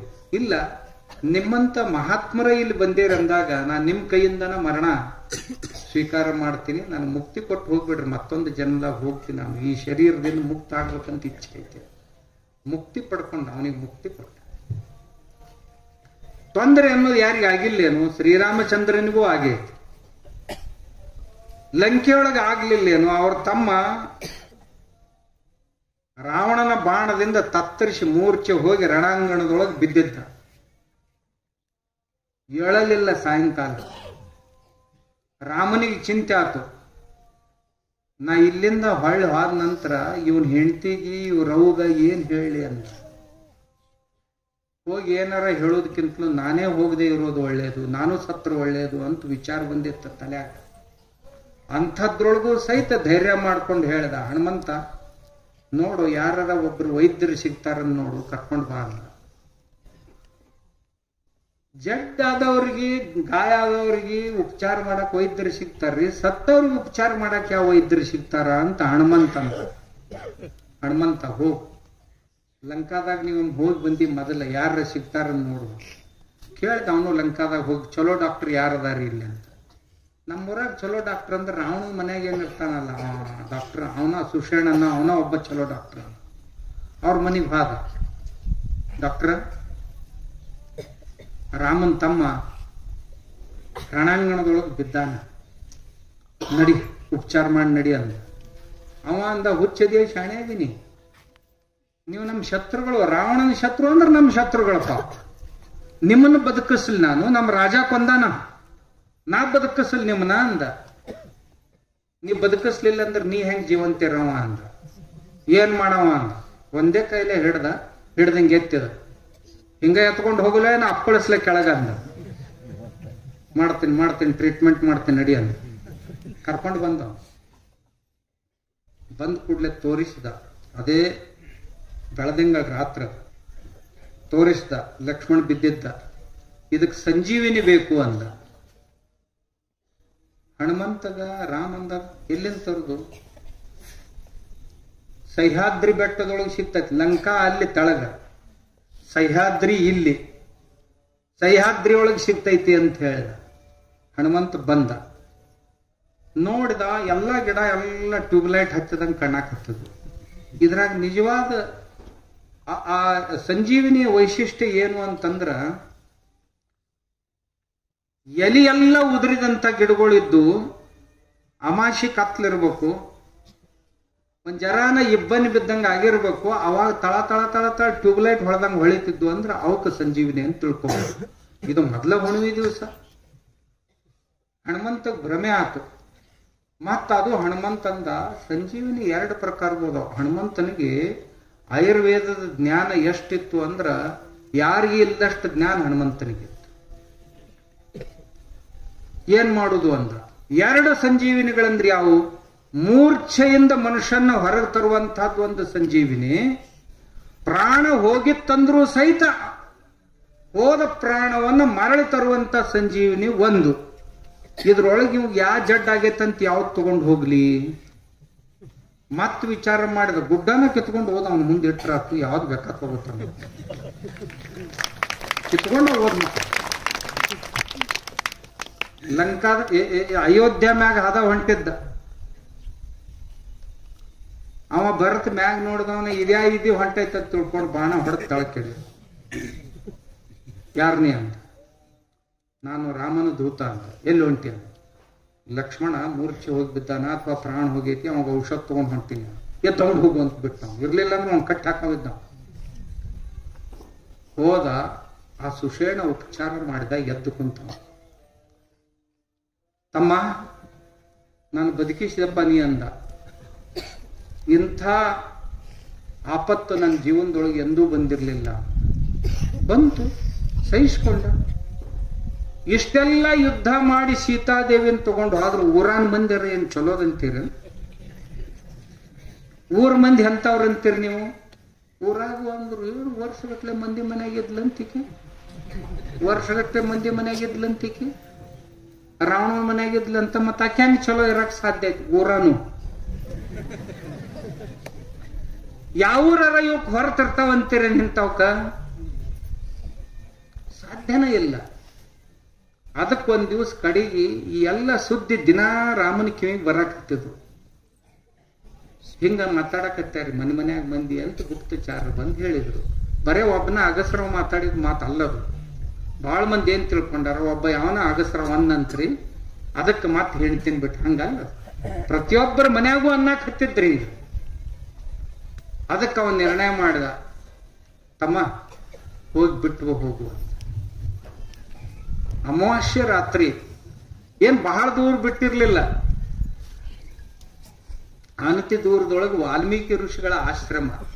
ಅವರ ಆಶ್ರಮದ ಮೂಲ್ಯಾಗ ಒಯ್ದು ಬಿಟ್ಟಿದ್ರು. ಹೆಚ್ಚು ಜೋರಾಗಿ ಹೋಗಿದ್ರೆ ಆಶ್ರಮದವ್ರು ಯಾರ ಬಂದು ಎತ್ಕೊಂಡು ಹೋಗಿರ್ಬೇಕು, ಅಷ್ಟು ದೂರದಾಗ ಬಿಟ್ಟು ಬಂದ. ಮರುದಿವ್ಸ ಮುಂಜಾನೆ ಎದ್ದು ಕೂಡಲೇ ಋಷಿ ಸ್ನಾನಕ್ಕೆ ಹೊಂಟಿದ್ದ. ಮೊಟ್ಟ ಮೊದಲೇ ಕಣ್ಣಿಗೆ ಬಿದ್ದಕಿನ ಶೀತ. ನಡಿಯವ ಅಂತ ತಕ್ಷಣ ಒಳಗೆ ಕರ್ಕೊಂಡು ಹೋಗಿದ್. ಬಹಳ ದೂರ ಬಿಟ್ಟಿದ್ದಿಲ್ಲ. ಆದ್ರೂ ಸೀತಾದೇವಿ ನಾನು ಬಿಟ್ರಲ್ಲ ಅಂತ ಎಂದೂ ಮನಸ್ಸಿಗೆ ನೋವು ಮಾಡ್ಕೊಳ್ಳಿಲ್ಲ. ಆಯ್ತು, ಇಲ್ಲೇ ಇದ್ರೆ ಆಯ್ತು. ಆಕೆಗೊಂದು ಕುಟೀರ ನಿರ್ಮಾಣ ಮಾಡಿ ಕೊಟ್ರು. 2 ಮಕ್ಕಳು ಹುಟ್ಟಿದು. ಅವಕ್ಕೆ ಎಂಥ ಸಂಸ್ಕಾರ ಮಾಡಿದ್ಲಂದ್ರಿ ಒಬ್ಬ ಹೆಣ್ಮಗಳಾಗಿ. ನಿಮ್ಗೆ ಆಶ್ಚರ್ಯ ಅನಿಸ್ತು. ಜಗತ್ತ ಬೆರಳು ಕಚ್ಚಿತ ಆ ಹುಡುಗರು ನೋಡಿ. ಇವ ರಾಮಾಯಣ ಬರಿತಿದ್ದ, ಆ ಹುಡುಗರು ಆಡ್ತಿದ್ದು ಹೊರಗೆ ಅಂಗಳದಾಗ. ಬರೆದು ಮುಗಿಸಿದ. ಈ ರಾಮಾಯಣ ಇನ್ನು ಮಂದಿಗೆ ಹೆಂಗ್ ಮುಟ್ಸುದು ಅಂತಿದ್ದ. ಅಷ್ಟ್ರೊಳಗ ಇಷ್ಟಿಟ್ಟ ಇದ್ದು 8-10 ವರ್ಷದ ಹುಡುಗರು ಅವ್ರನ್ನ ಕರೆದ. ಅಂದ, ಇದನ್ನ ಬೈಪಾಟ್ ಮಾಡ್ರೋ ಇಬ್ರು ಅಂದ. ಅವು ಅಡ್ಡು ಹುಡುಗರು ಕುತ್ಕೊಂಡು ಲವಾ ಕುಶ ಬೈಪಾಟ್ ಮಾಡಕ್ ಹತ್ತಿದ್ರಿ. ಇಡೀ ರಾಮಾಯಣನ ಬೈಪಾಟ್ ಮಾಡಿದ ಕೂಡಲೇ ಇಡೀ ಊರ್ ಮಂದಿ ಕರೆದ್ರು, ಋಷಿ ಮುನಿಗಳನ್ನ ಕರೆದ್ರು. ರಂಗ ತಾಲೀಮ್ ಮಾಡ್ರಿ ಇವ್ರ ಮುಂದಂದು ಮಾಡಿದ ಹುಡುಗರು. ರಾಮಾಯಣ ಹಾಡಕ್ ಹತ್ತಿದ ಹುಡುಗರು ಅದ್ವಿತೀಯವಾಗಿ ಹಾಡಿದರು. ಎಷ್ಟು ಖುಷಿ ಆದ್ರು ಅಂದ್ರು ಋಷಿಗಳು. ಯಾರು ಕೊಳ್ಳಾನ್ ಜನಿವಾರನ ತೆಗೆದುಕೊಟ್ರ, ಯಾರು ಉಡದಾರನ ತೆಗೆದುಕೊಟ್ರ. ಅಲ್ಲಿ ಆಗಿನ ಕಾಲದಾಗ ಇವನ ದೊಡ್ಡ ಕಿಮ್ಮತ್ತಿನ ವಸ್ತು ಅಂತ. ಇನ್ ಕೆಲವು ಮಂದಿ ಕೈ ಕಟ್ಕೊಂಡು ರುದ್ರಾಕ್ಷಿ, ಕೊಳ್ಳಾಗ ಹಾಕೊಂಡು ರುದ್ರಾಕ್ಷಿ ಮಾಲಿನ ಹುಡುಗರಿಗೆ ಕೊಟ್ರಂತ. ಕೆಲವು ಮಂದಿ ಕಾಲಾನ ಕಡಾವ್ ತೆಗೆದು ಕೊಟ್ರು, ಕೆಲವು ಮಂದಿ ಕೈಯೊಳಗಿನ ಬೆತ್ತ ಕೊಟ್ರು, ಕೆಲವು ಮಂದಿ ಕಮಂಡಲು ಕೊಟ್ರು. ಅವ್ರು ಇಂಥವಲ್ಲ ಆಗಿನ ಕಾಲದ ವಸ್ತುಗಳು. ಕೆಲವು ಮಂದಿ ತಮ್ಮ ಚರ್ಮಾಸನಗಳನ್ನೇ ಕೊಟ್ರು. ಹೋಗ್ರಿ ತಪಶ್ಚರ್ಯ ಮಾಡಕ್ಕೆ ಬಳಸ್ರಿ ಅಂತ ಹುಡುಗರಿಗೆ. ಆ ಹುಡುಗರು ಮುಂದೆ ಹೋಗಿ ಅಯೋಧ್ಯೆಯೊಳಗ ಹಾಡಕ್ ಶುರು ಮಾಡಿದ್ರು. ಯಾರ ಮುಂದೆ ಹಾಡಕ್ ಹತ್ತಿದ್ದು ಅಲ್ಲ, ಅವ ನಮ್ಮಪ್ಪ ಅಂತ ಇವಕ್ಕೂ ಗೊತ್ತಿಲ್ಲ, ಈ ಹಾಡು ಹುಡುಗರು ನನ್ನ ಮಕ್ಕಳು ಅಂತ ಅವ್ರಿಗೆ ಗೊತ್ತಿಲ್ಲ. ಹಾಡಕ್ ಹತ್ತಿದ್ರು. ವಾಲ್ಮೀಕಿ ಮಹರ್ಷಿ ಹೇಳಿದ, ನೋಡು ಅಯೋಧ್ಯದಾಗ ಹೊಂಟೇರಿ, ಹಾಡಕ್ ಹತ್ತೀರಿ. ಯಾರ ಕೇಳಿದ್ರಿ ಯಾರ ಮಕ್ಕಳು ನೀವು ಅಂತ ಕೇಳಿದ್ರೆ ನಾವು ವಾಲ್ಮೀಕಿ ಶಿಷ್ಯರಂತ ಹೇಳ್ಬೋದು, ಮತ್ತೇನು ಹೇಳಬಾರ್ದು. ಆಯ್ತಂದ. ಈ ರಾಮಾಯಣದೊಳಗೆ ಎಂಥದ್ದೇ ಪ್ರಸಂಗ ಬಂದ್ರು ನೀವು ಒಟ್ಟ ಅಳಬಾರ್ದು, ಕಣ್ಣಾಗ ನೀರು ತರಬಾರ್ದು ಹಾಡು ಹೊತ್ನ್ಯಾಗ ಅಂತ ಹೇಳಿದ್ರು. ಆ ಹುಡುಗರಿಗೆ ಕಥೆ ಗೊತ್ತಿತ್ತು. ಅವ್ರ ಅಪ್ಪ ಎಲ್ಲದಾನ, ಅಯೋಧ್ಯೆ ಎಲ್ಲೈತಿದೆ ಗೊತ್ತಿರ್ಲಿಲ್ಲ ಅಷ್ಟೇ. ಹಾಡಕ್ ಹತ್ತಿದ್ದು. ಸೀತಾ ವಿಯೋಗದ ಪ್ರಸಂಗ ಬಂತು. ಮಧ್ಯರಾತ್ರಿ ತುಂಬು ಗರ್ಭಿಣಿಯಾದಂತ ಹೆಣ್ಮಗಳನ್ನ ಕರ್ಕೊಂಡು ಒಯ್ದು ಕಾರ್ಮೋಡ ಕವಿದಿತ್ತು, ಕಗ್ಗತ್ತಲೆ ಎಲ್ಲಾ ಕಡೆ ಹರಡಿತ್ತು. ಅಂಥದ್ರೊಳಗೆ ಹೋಗಿ ಮಧ್ಯರಾತ್ರಿಯಲ್ಲಿ ಅರಣ್ಯದಲ್ಲಿ ಅವಳನ್ನು ಬಿಟ್ಟು ಬಂದರು ಅಂತ ಏನ್ ಹಾಡಕ್ ಹತ್ತಿದ್ವು ಅಲ್ಲ ಹುಡುಗರು, ಭಾವಪರವಶರಾಗಿ ಅಳಾಕತ್ತಿದ್ರು. ಅಳಾಕತ್ತಿದ ಕೂಡಲೇ ರಾಮಂದ ನಿಲ್ಲಿಸ್ರಂದ. ನಿಲ್ಲಿಸಿದ ಕೂಡಲೇ ಯಾಕ್ರಿ ಅಂದ. ಯಾರು ನೀವು ಅಂದ. ನಾವು ವಾಲ್ಮೀಕಿ ಮಹರ್ಷಿಗಳ ಶಿಷ್ಯರು. ಅವ್ರೆಲ್ಲದ್ರ ಗುರುಗಳು, ನಿಮ್ ಗುರುಗಳು ಅದ್ ಹಿಂದ್ ಕುಂತಾರ. ಎದ್ದು ಬಂದ್ರು. ಇನ್ ಗದ್ಲಾಕೈತಂತ. ಅವ್ರ ಅಜ್ಜಿ ಕೌಶಲ್ಯ, ಸುಮಿತ್ರ, ಕೈಕೇಯಿ ಅವರು ಅಲ್ಲೇ ಕುಂತಿದ್ರು. ಇವ್ರ ಚಿಗವುಗಳೆಲ್ಲ ಅಲ್ಲೇ ಕುಂತಿದ್ರು. ಈ ಹುಡುಗರು ನೋಡಿದ್ರ ಋಷಿಗಳಂತ ಅನಿಸೋದಿಲ್ಲ. ಇವರು ಮುಖದ ಮ್ಯಾಗ ತೇಜರ ರಾಜ ತೇಜ ಐತಿ. ಇವರ ತಲೆ ಮ್ಯಾಗ ಜುಟ್ಟ ಕಟ್ಕೊಂಡು ಬಂದವ್ರು ಋಷಿಗಳ ಗತೆ. ನಮ್ಗೆ ಯಾಕೋ ಸಂಶಯ ಬರ್ತೈತಿ ಅಂತ ತಮ್ಮ ಒಳಗ ಮಾತಾಡ್ತಿದ್ರು. ವಾಲ್ಮೀಕಿ ಋಷಿಗಳ ಮುಂದೆ ಬಂದ್ರು. ಬಂದ ಕೂಡಲೇ ಅವ್ರನ್ನ ಕೇಳಿದ್ರು, ಯಾರೇ ಹುಡುಗರು ಅಂತ, ನಿಮ್ಮ ಶಿಷ್ಯರಂತ ಹೇಳ್ತಾರ, ಯಾವ್ರವ್ರು ಇವರು ಅಂತ ಕೇಳಿದ್ರು. ವಾಲ್ಮೀಕಿ ಋಷಿ ಹೇಳ್ದ, ಇವರು ಅಯೋಧ್ಯಾದವರು ಅಂತ. ಯಾರ ಮಕ್ಕಳು ಇವರು ಅಂತ ಕೇಳಿದ ರಾಮಚಂದ್ರ, ಇವರು ಶ್ರೀರಾಮಚಂದ್ರನ ಮಕ್ಕಳು ಅಂತ ಹೇಳಿ. ಇವ್ರವ್ ಎಲ್ಲದಾಳ ಅಂತ ಕೇಳಿದ, ಇವ್ರವ್ವ ನನ್ನ ಆಶ್ರಮದೊಳಗದಾಳ, ಅವಳನ್ನ ಕರ್ಕೊಂಡು ಬರ್ಬೋದೇನ್ ನೀವು ಅಂತ ಕೇಳಿದ. ಕರ್ಕೊಂಡು ಬರ್ತೀನಿ ಹೋದ್ರು. ಇಡೀ ಆಶ್ರಮವಾಸಿಗಳನ್ನೆಲ್ಲ ಕರ್ಕೊಂಡು ಬರ್ತಾರೆ. ಮುಂದೆ ಮುಂದೆ ವೃದ್ಧ ಗೌತಮಿಯರು, ಸಾಧಕಿಯರು, ವಿದ್ಯಾರ್ಥಿನಿಯರು. ವಾಲ್ಮೀಕಿ ಮಹರ್ಷಿ ಆಶ್ರಮದೊಳಗ ಹುಡುಗಿಯರು ಮತ್ತು ಹುಡುಗರು ಇಬ್ಬರದು ಗುರುಕುಲ ಇತ್ತು, ಶಾಲೆಗಳಿದ್ದು. ಅಲ್ಲಿ ಸಾವಿರಾರು ಮಕ್ಕಳು ಕಲಿತಿದ್ರು. ಆ ಕಾಲದಾಗ ಇವತ್ತಿಗೆ 8,000 ವರ್ಷಗಳ ಹಿಂದೆ ಎಂಥ ದೊಡ್ಡ ಶಾಲೆ ವಾಲ್ಮೀಕಿ ಮಹರ್ಷಿಗಳ ಆಶ್ರಮದಾಗಿತ್ತು ಅಂದ್ರೆ 1,000 ಮಕ್ಕಳು ಕಲಿತಿದ್ರು. ಅವರೆಲ್ಲರೂ ಒಂದ್ ಕಡೆ ಹುಡುಗರು ಸಾಲು, ಒಂದ್ ಕಡೆ ಹುಡುಗಿಯರು, ಹೆಣ್ಮಕ್ಳು ಸಾಲು ಬರ್ತಿತ್ತು. ಕೊನೆಗೆ ಹಿಂದ ಕಾಷಾಯ ವಸ್ತ್ರವನ್ನು ಧಾರಣೆ ಮಾಡಿದಂತ ಒಬ್ಬ ಹೆಣ್ಮಗಳು ನಡ್ಕೊಂತ ಬಂದು ವೇದಿಕೆ ಮೇಲೆ ಕರ್ಕೊಂಡು ಬಂದು, ಇವಳು ನಿನ್ನ ಶ್ರೀಮತಿ ಸೀತಾದೇವಿ ಅಂತ. ಗುರುತು ಹತ್ಲಾರ್ದಂಗಾಗಿತ್ತು. ಬಹಳ ವರ್ಷ ಆಗಿತ್ತು, 12 ವರ್ಷ ಆಗಿತ್ತು. ಅಂದು ಕೂಡಲೇ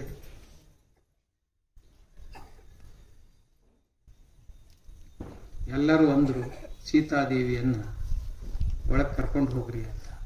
ರಾಮ ಅಂದ, ಹಂಗಾಗಕ್ಕೆ ಸಾಧ್ಯ ಇಲ್ಲ ಅಂತ. ತುಂಬಿದ ಸವಾಲ. ಮತ್ತೇನ್ ಮಾಡಬೇಕು ಅಂತ ದೇವಿ ಸೀತೆ ಇನ್ನೊಂದು ಸಾರಿ ಎಲ್ಲರ ಎದುರಿಗೆ ಹೇಳಬೇಕು, ಪ್ರತಿಜ್ಞೆ ಮಾಡಬೇಕು ಅಂತ. ಏನು ಪ್ರತಿಜ್ಞೆ ಮಾಡಬೇಕು ಅಂತ ವಾಲ್ಮೀಕಿ ಕೇಳಿದ್ರು.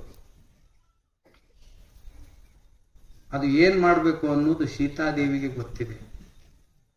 ಆ ರೀತಿಯ ಪ್ರತಿಜ್ಞೆಯನ್ನು ಅವಳು ಮಾಡಲಿ, ಈ ಜನ ಎಲ್ಲ ಒಪ್ಕೊಳ್ಳಿ, ಅವಳು ಶುದ್ಧಳಾಗಿದ್ದಾಳೆ, ಪರಿಶುದ್ಧಳಾಗಿದ್ದಾಳೆ, ಪವಿತ್ರರಾಗಿದ್ದಾಳ ಅಂತ ಆಕಿ ತಾನು 2 ಕೈ ಎತ್ತಿ ಹೇಳಬೇಕು. ನಾನು ಪರಿಶುದ್ಧಳು, ಶುದ್ಧಾತ್ಮಳು, ನಾನು ದೂಷಿತಳಾದವಳಲ್ಲ ಅಂತ ಹೇಳಬೇಕು ಅಂದು. ಆಗ್ಲಿ ಅಂದು ಸೀತಾದೇವಿ. ಯಾಕೆ ಅಂದ್ರೆ ಇವ್ರ ಮನೆಗೊಳಗೆಲ್ಲ ಮಾತಾಡ್ತಿದ್ರಲ್ಲ, ಅದಕ್ಕೆ ಉತ್ತರ ಕೊಡುವಂತ ಸಮಯ ಬಂದೈತಿ ಅಂತ. ಮಾತಾಡೋರ ಎಲ್ಲರೂ ಇಲ್ಲಿ ಬಂದಾರ. ಇವ್ರಿಗೆ ಒಂದ್ಸಾರಿ ನೇರವಾಗಿ ಸೀತಾದೇವಿನೇ ಹೇಳ್ಬೇಕು. ವಿಶ್ವಾಸ ಇದ್ರೆ ಅವ್ರು ಕೇಳ್ಬೇಕು. ಸೀತಾದೇವಿ ಒಂದೇ ಮಾತನ್ನು ಹೇಳಿದ್ಲು, ದೇವಿ ಭೂಮಾತೆ, ಭೂಮಿ ತಾಯಿ ಮಗಳಕ್ಕೆ. ನೇಗಲ ಹೊಡಿಯವತ್ನ್ಯಾಗ ನೇಗಲ್ದಾಗ ಸಿಕ್ಕಿದ್ಲು ಅಂದ್ರೆ ಅವಳ ತಾಯಿ ಭೂಮಾತೆ ಅಂತ ನಮ್ಮ ತಿಳುವಳಿಕೆ. ಆ ತನ್ನ ತಾಯಿಗೆ ಪ್ರಾರ್ಥನೆ ಮಾಡಿದ್ಲು, ತಾಯಿ ಭೂಮಾತೆ, ನಾನು ಒಂದು ವೇಳೆ ನನ್ನ ಜೀವನದಲ್ಲಿ ಪರಿಶುದ್ಧಳಾಗಿದ್ದೆ ಅಂದ್ರೆ ನನ್ನನ್ನು ನೀನು ಸ್ವೀಕರಿಸಬೇಕು ಅಂತ.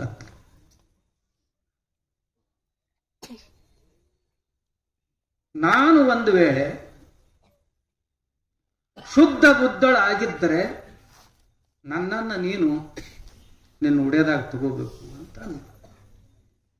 ಹಿಂಗ ಅಂದು ಕೂಡಲೇ ಎಲ್ಲಿ ನಿಂತಿದ್ರಲ್ಲ ಆ ಮಂಚ ಇಬ್ಬಾಗ ಆಯ್ತು. ಹಿಂಗ 2 ಕೈಗಳ ಮ್ಯಾಗ ಬಂದು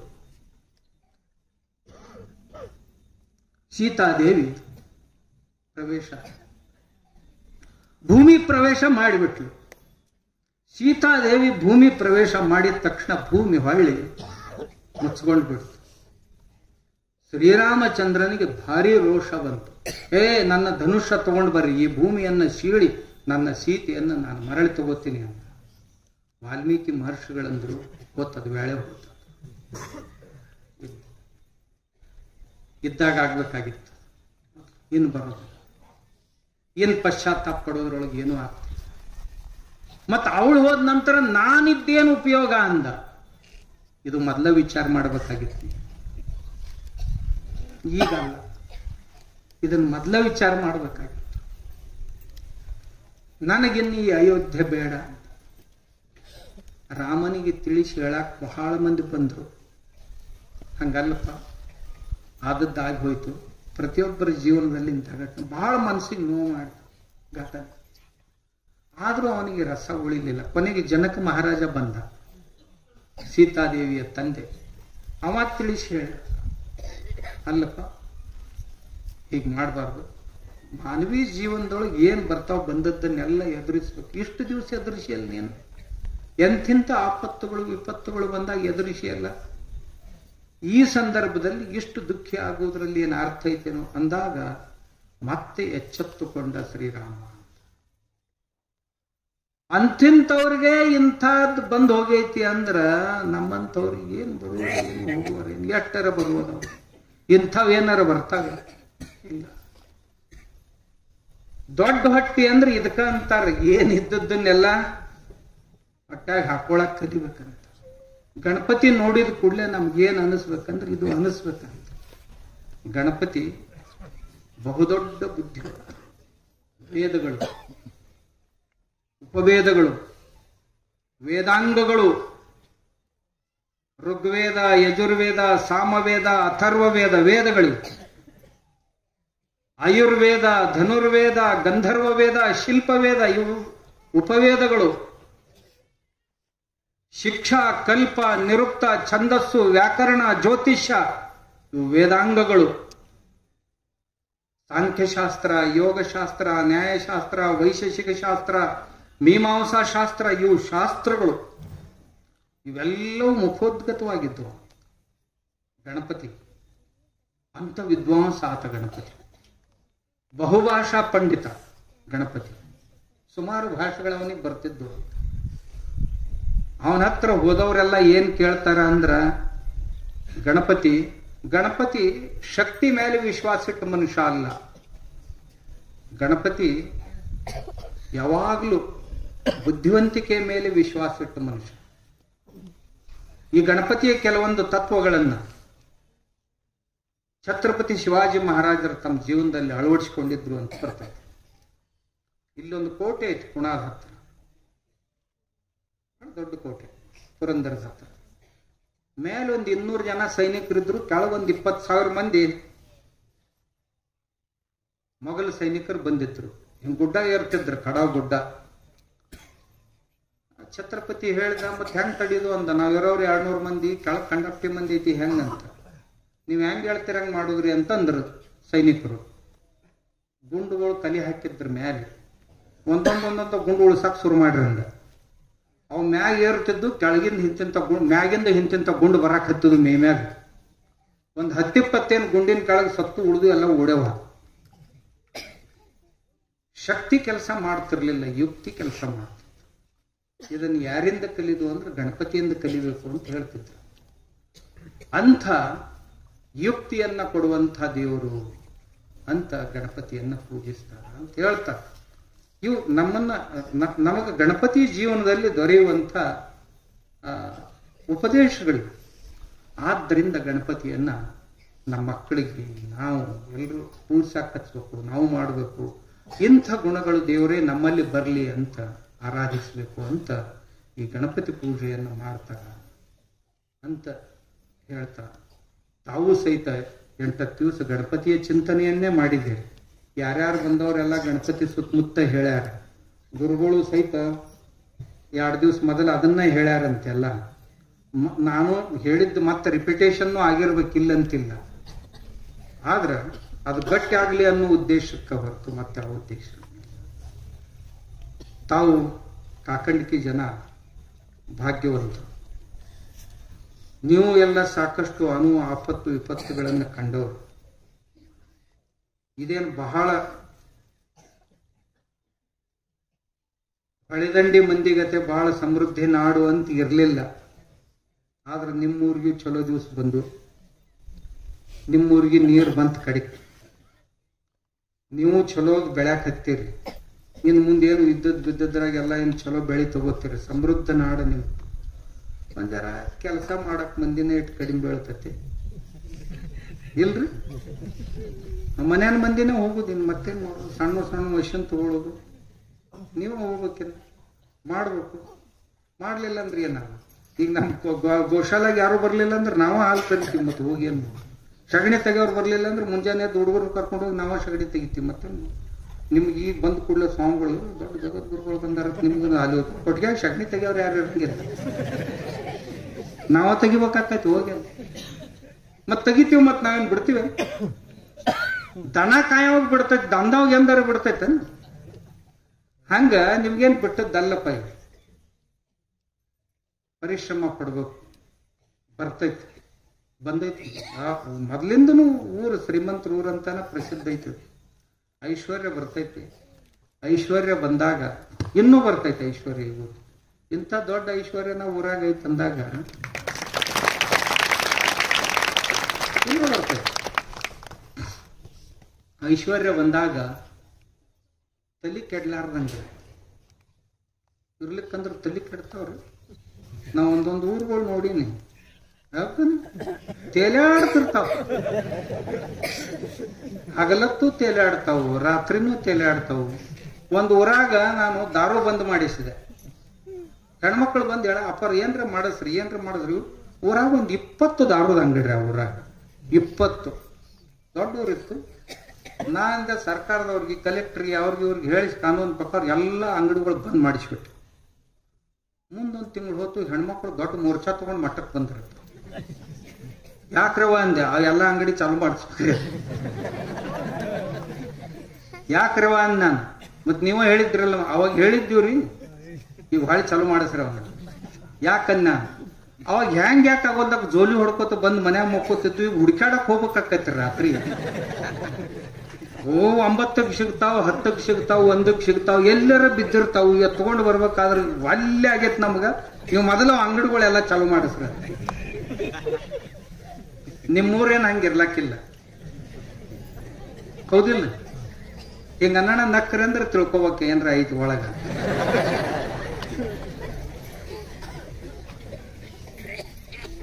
ಯಾರ ಅಪವಾದ ಅದಾರ್ರಿ ಇವತ್ತಿನ ದಿವಸ? ಎಲ್ಲ ರಾವಣನಿಗೆ ಹೆಂಗನ ದಿವಸ ಎಲ್ಲ ಪೂಜಾ ಮಾಡೋರು, ಮತ್ತ ರಾತ್ರಿ ರಾವಣರ ಏನ್ ಮಾಡ್ತಿದ್ದ? ಎಲ್ಲ ಅಭಿಷೇಕ ಮಾಡ್ತಿದ್ದ, ಪೂಜಾ ಮಾಡ್ತಿದ್ದ, ವೇದ ಮಂತ್ರೋಚ್ಚಾರ ಮಾಡ್ತಿದ್ದ, ಹೊತ್ತು ಮುಣಗಣ ಮಾಡಬಾರ್ದು ಮಾಡ್ತಿದ್ದ. ಇದ್ರಾಗಿಂದ ಬಚಾವ್ ಆಗೋದ ಬಹಳ ಮಹತ್ವದ. ನಮ್ಮ ಹಬ್ಬ ಹರಿದಿನಗಳು ನಮ್ಮನ್ನ ಇದ್ರೊಳಗ ಜಕ್ಕೊಂಡು ಹೋಗ್ಬಾರ್ದು. ಹಬ್ಬ ಹರಿದಿನಗಳು ಕೆಡಬಾರ್ದು. ನಮ್ಮನ್ನ ಸುರಕ್ಷಿತವಾಗಿ ಇಡ್ಬೇಕು ಅಂತ ತಿಳ್ಕೊಂಡ ಗುರುಗಳು, ನಮ್ಮ ಶಿವಯೋಗೀಶ್ವರ ಶ್ರೀಗಳು, ನಮ್ಮ ಪೂಜ್ಯರ ಆಗಲೇ ಶಂಕರಾರೂಢ ಶ್ರೀಗಳು ಹೇಳಿದ್ರು. ಒಬ್ಬ ಬಾಳ ಕಲ್ತ ಮನುಷ್ಯ. ನಮ್ಮ ಡಿಪಾರ್ಟ್ಮೆಂಟ್ನಾಗ ಬಾಳ ಮಂದಿ ಕಲ್ತವ್ರು ಬರಕ್ ವಾಲ್ಯಪ್ತಾರ. ಮೊದ್ಲ ಎಲ್ಲ ಲಾಸ್ಟ್ ಬೆಂಚಿನ ಮಂದಿನೇ ಇರ್ತೀವಿ. ಮರ ಫಸ್ಟ್ ಬೆಂಚಿನ ಮನುಷ್ಯ. ಏನ್ ತಲೆ ಕೆಡ್ತು ಏನು ಸನ್ಯಾಸ ಆಗೈತೆ ನೋಡಿ. ಮತ್ ಇವ್ರದ ಒಂದು ಮನ್ಯಾಗ ನಮ್ಮಂತವೇ 4-5 ಮಂದಿದ್ದು ಒಂದು ಹೋದ್ರೆ ಹೋಗ್ಲಿ ಬಿಡು ಅಂತ ಬಿಟ್ರಪ್ಪ. ಇದು ಇವ್ರದ ಒಂದು ಏನ್ ಮಾಡುದು ಹೇಳಿ, ಹೆಂಗ ಅನ್ಸಿರ್ಬ. ನಿಮ್ಮೂರ ದೊಡ್ಡ ಮನುಷ್ಯಂದೈತಿ, ಒಳ್ಳೆ ಸಂಸ್ಕಾರಗಳು ಅದಾವ ಇಲ್ಲಿ. ಹಂಗಿದ್ರನ ಮುಂದವು ಅಂಕುರಿತ ಆಗ್ತಾವ, ಬೆಳಕು ಆಗ್ತಾವ. ಇಷ್ಟಿದ್ದೂ ಸಹಿತ ಅವರಲ್ಲಿ ಒಂದಿಷ್ಟು ಗರ್ವ ಇಲ್ಲ. ಸಿದ್ದೇಶ್ವರ ಅಪ್ಪಗಳು ಹೆಂಗಿದ್ರೆ ಹಂಗ ನಾ ಬದುಕಬೇಕು ಅಂತ ಸಂಕಲ್ಪ ಮಾಡ್ತಾರೆ. ಯಾವುದಕ್ಕೂ ಗರ್ವ ಪಡಬಾರ್ದು. ಎಲ್ಲರಿಗೂ ಮತ್ತೊಬ್ಬರನ್ನ ಮುಂದೆ ಮಾಡಿ ನಾವು ಹಿಂದೆ ಉಳಿಬೇಕು ಅನ್ನೋದನ್ನ ಅವರಿಂದ ಕಲ್ತ್ಕೊಂಡು, ನಮ್ಗೆಲ್ಲ ಗೊತ್ತಾಕೈತಿ ನಾವು ಹಿಂದೆ ಉಳಿಬೇಕತ್ತೀವಿ. ನಮ್ಮನ್ನ ಹಿಂದೆ ಬೀಳ್ಬಿಡುದಿಲ್ಲ. ಎಲ್ಲ ಪುಣ್ಯ ತಾನೂ ಹೊಡ್ಕೋಬೇಕತ್ತ, ನಮ್ಮನ್ನೆಲ್ಲ ಪಾಪಗಳನ್ನ ಮಾಡ್ಬೇಕತ್ತ. ಏನು ಬಹಳ ದೊಡ್ಡ ಮನುಷ್ಯನ. ಊರಿನ ಬಗ್ಗೆ ಅವ್ರಿಗೆ, ಈ ಭಾಗದ ಬಗ್ಗೆ, ಇಡೀ ಜಿಲ್ಲೆ ಒಳಗತ್ತು ಅಭಿಯಾನ ಮಾಡಿದ್ರು. ಪ್ರತಿಯೊಂದು ತಾಲೂಕುಗಳಲ್ಲಿ ಯುವಕರಿಗಾಗಿ ಶಿಬಿರಗಳನ್ನು ಮಾಡಿದ್ರು. ಯುವಕರು ಹರಿದು ಹೋಗಬಾರ್ದು ಮಹಾಪೂರದೊಳಗ. ಮಹಾಪೂರ ಅಂದ್ರೆ ಗೊತ್ತಾಗ್ತಿಲ್ಲ. ಆ ಮಹಾಪೂರದೊಳಗ ಯುವ ಪೀಳಿಗೆ ಹರಿದು ಹೋಗಬಾರ್ದು ಅಂತ ಇಡೀ ಜಿಲ್ಲೆಯ ಪ್ರತಿಯೊಂದು ತಾಲೂಕುಗಳಲ್ಲಿಯೂ ಸಹಿತ ಯುವಜನರಿಗಾಗಿ ಶಿಬಿರಗಳನ್ನು ಮಾಡಿ ಅವ್ರನ್ನ ಸುರಕ್ಷಿತವಾಗಿಡುವಂತ ಪ್ರಯತ್ನ ಮಾಡ್ತಾ ಇದ್ದಾರೆ. ಊರಲ್ಲಿಯೂ ಮಾಡ್ತಾ ಇದ್ದಾರೆ. ಪೂಜ್ಯರು ಹಂಗೆ ನೋಡಿದ್ರ ಇಡೀ ದೇಶಕ್ಕೆ ಮಾರ್ಗದರ್ಶನ ಮಾಡುವಷ್ಟು ಸಾಧನೆ, ತಪಸ್ಸು ಮತ್ತು ಜ್ಞಾನ ಬರ್ತದೆ. ಇಡೀ ದೇಶಕ್ಕೆ ಮಾಡುವಷ್ಟು, ಆದರೂ ಸಹಿತ ಏನೂ ಇಲ್ಲ ಅನ್ನುವಂಗೆ ಅದಾರ. ಅದೇ ಅವ್ರ ವೈಶಿಷ್ಟ್ಯ. ಆ ಪೂಜ್ಯರು ಏನೋ ಮುಚ್ಚಿಟ್ಟ ರತ್ನ ಅಂತ ಇರ್ತೈತಲ್ಲ, ಹಂಗೆ ಅದ್ರ ಮ್ಯಾಗಿನ ಬೂದಿ ತೆಗೆದ್ರೆ ಬಹಳ ದೊಡ್ಡ ಬೆಳಕು ಕೊಟ್ಟಂಗೆ ಬೆಳಕು ಕೊಡುವಂಥ ಪೂಜ್ಯರು. ಆ ಪೂಜ್ಯರು ತಮ್ಮನ್ನೆಲ್ಲ ಹರಿಸ್ಲಿ. ಈ ಜಿಲ್ಲೆ ಈಗ ನಾ ಯಾಕೆ ಹೇಳಿದ್ನೆ ಅಂದ್ರೆ, ನೀರಿನ ಗೂಡಿನ ಮುಂದೆ ಮತ್ತೆ ಬಹಳ ಬರುದೈತೆ. ಅದೆಲ್ಲ ಬರಬಾರ್ದು. ನಮ್ಮ ಬುದ್ಧಿಗಳು ಸುರಕ್ಷಿತವಾಗಿರ್ಬೇಕು. ಆ ಕೆಲಸದ ಬಹುದೊಡ್ಡ ಜವಾಬ್ದಾರಿ ಶಿವಯೋಗೀಶ್ವರ ಶ್ರೀಗಳ ಮೇಲೆ ಐತಿ. ಆ ಕಾರ್ಯವನ್ನು ಅವರು ಯಶಸ್ವಿಯಾಗಿ ನಿರ್ವಹಿಸುವ ಸಾಮರ್ಥ್ಯನೂ ಅವರಲ್ಲಿ ಐತಿ ಅಂತ ಹೇಳ್ತಾ, ಎಲ್ಲ ಏನೋ ಇದೊಂದು ಐತನ್ರಿ ಬಿಡಪ್ಪ. ಇಲ್ಲಿ ನಾ ಇಷ್ಟೊತ್ತನ ಹೇಳಿಂತ ಇನ್ನು ಮುಂದೆ ಮತ್ತೊಂದು ಹೇಳ್ತೇನೆ ನೋಡ್ರಿ.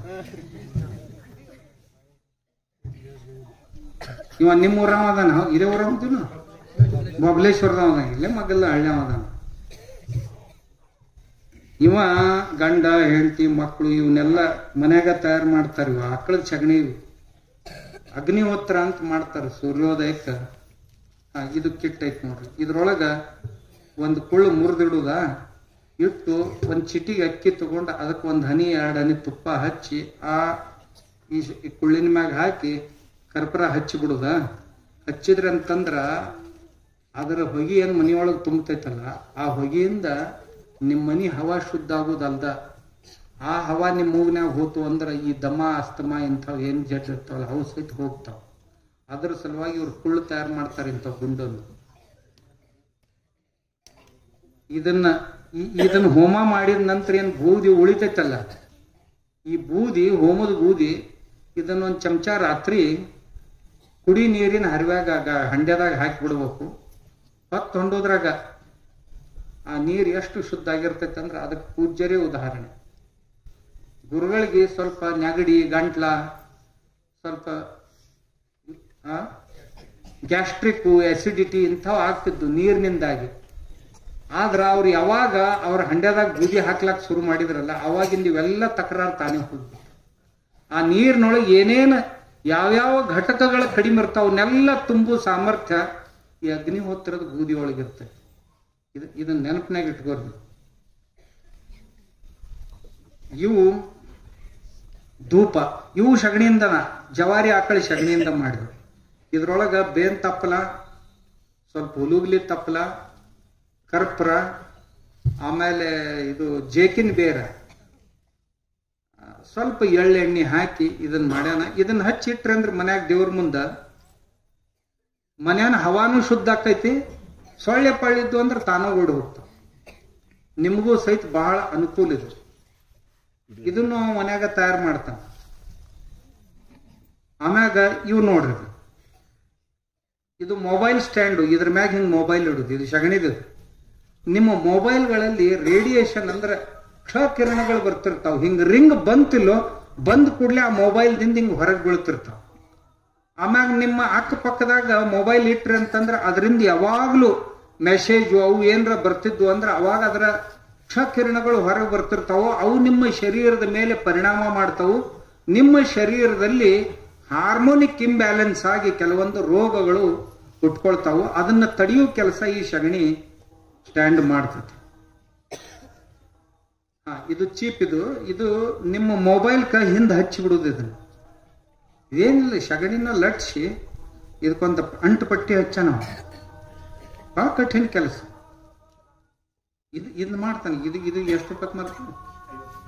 ಇದು 50 ರೂಪಾಯಿ ಹೋಗತ್. ನಾವು ನೀವು ರೈತರಾದವ್ರು ಮಾಡುವ. ನಾ ಯಾಕೆ ಇವನ್ನೆಲ್ಲ ಹೇಳಕತ್ತೀನಿ ಅಂದ್ರೆ ರೈತರು ಇವನ್ ಮಾಡ್ಬೇಕಂತ ಹೇಳಕತ್ತೀನಿ ನಾನು. ಇದು ಭಸ್ಮ. ಇದ ಸಗಣಿ ಸುಟ್ರಿ ಅಂತಂದ್ರ ಬೂತ್ ತಯಾರಾಕೈತಿ. ನೀರಾಗ ಕಲಸ್ಬೇಕು, ಸೋಸ್ಬೇಕು ಬಟ್ಟ್ಯಾಗ. ಬಕೆಟ್ನಾಗ ತೆಳಗ್ ಹೋಗಿ ಕುಂದಿರ್ತೈತಿ.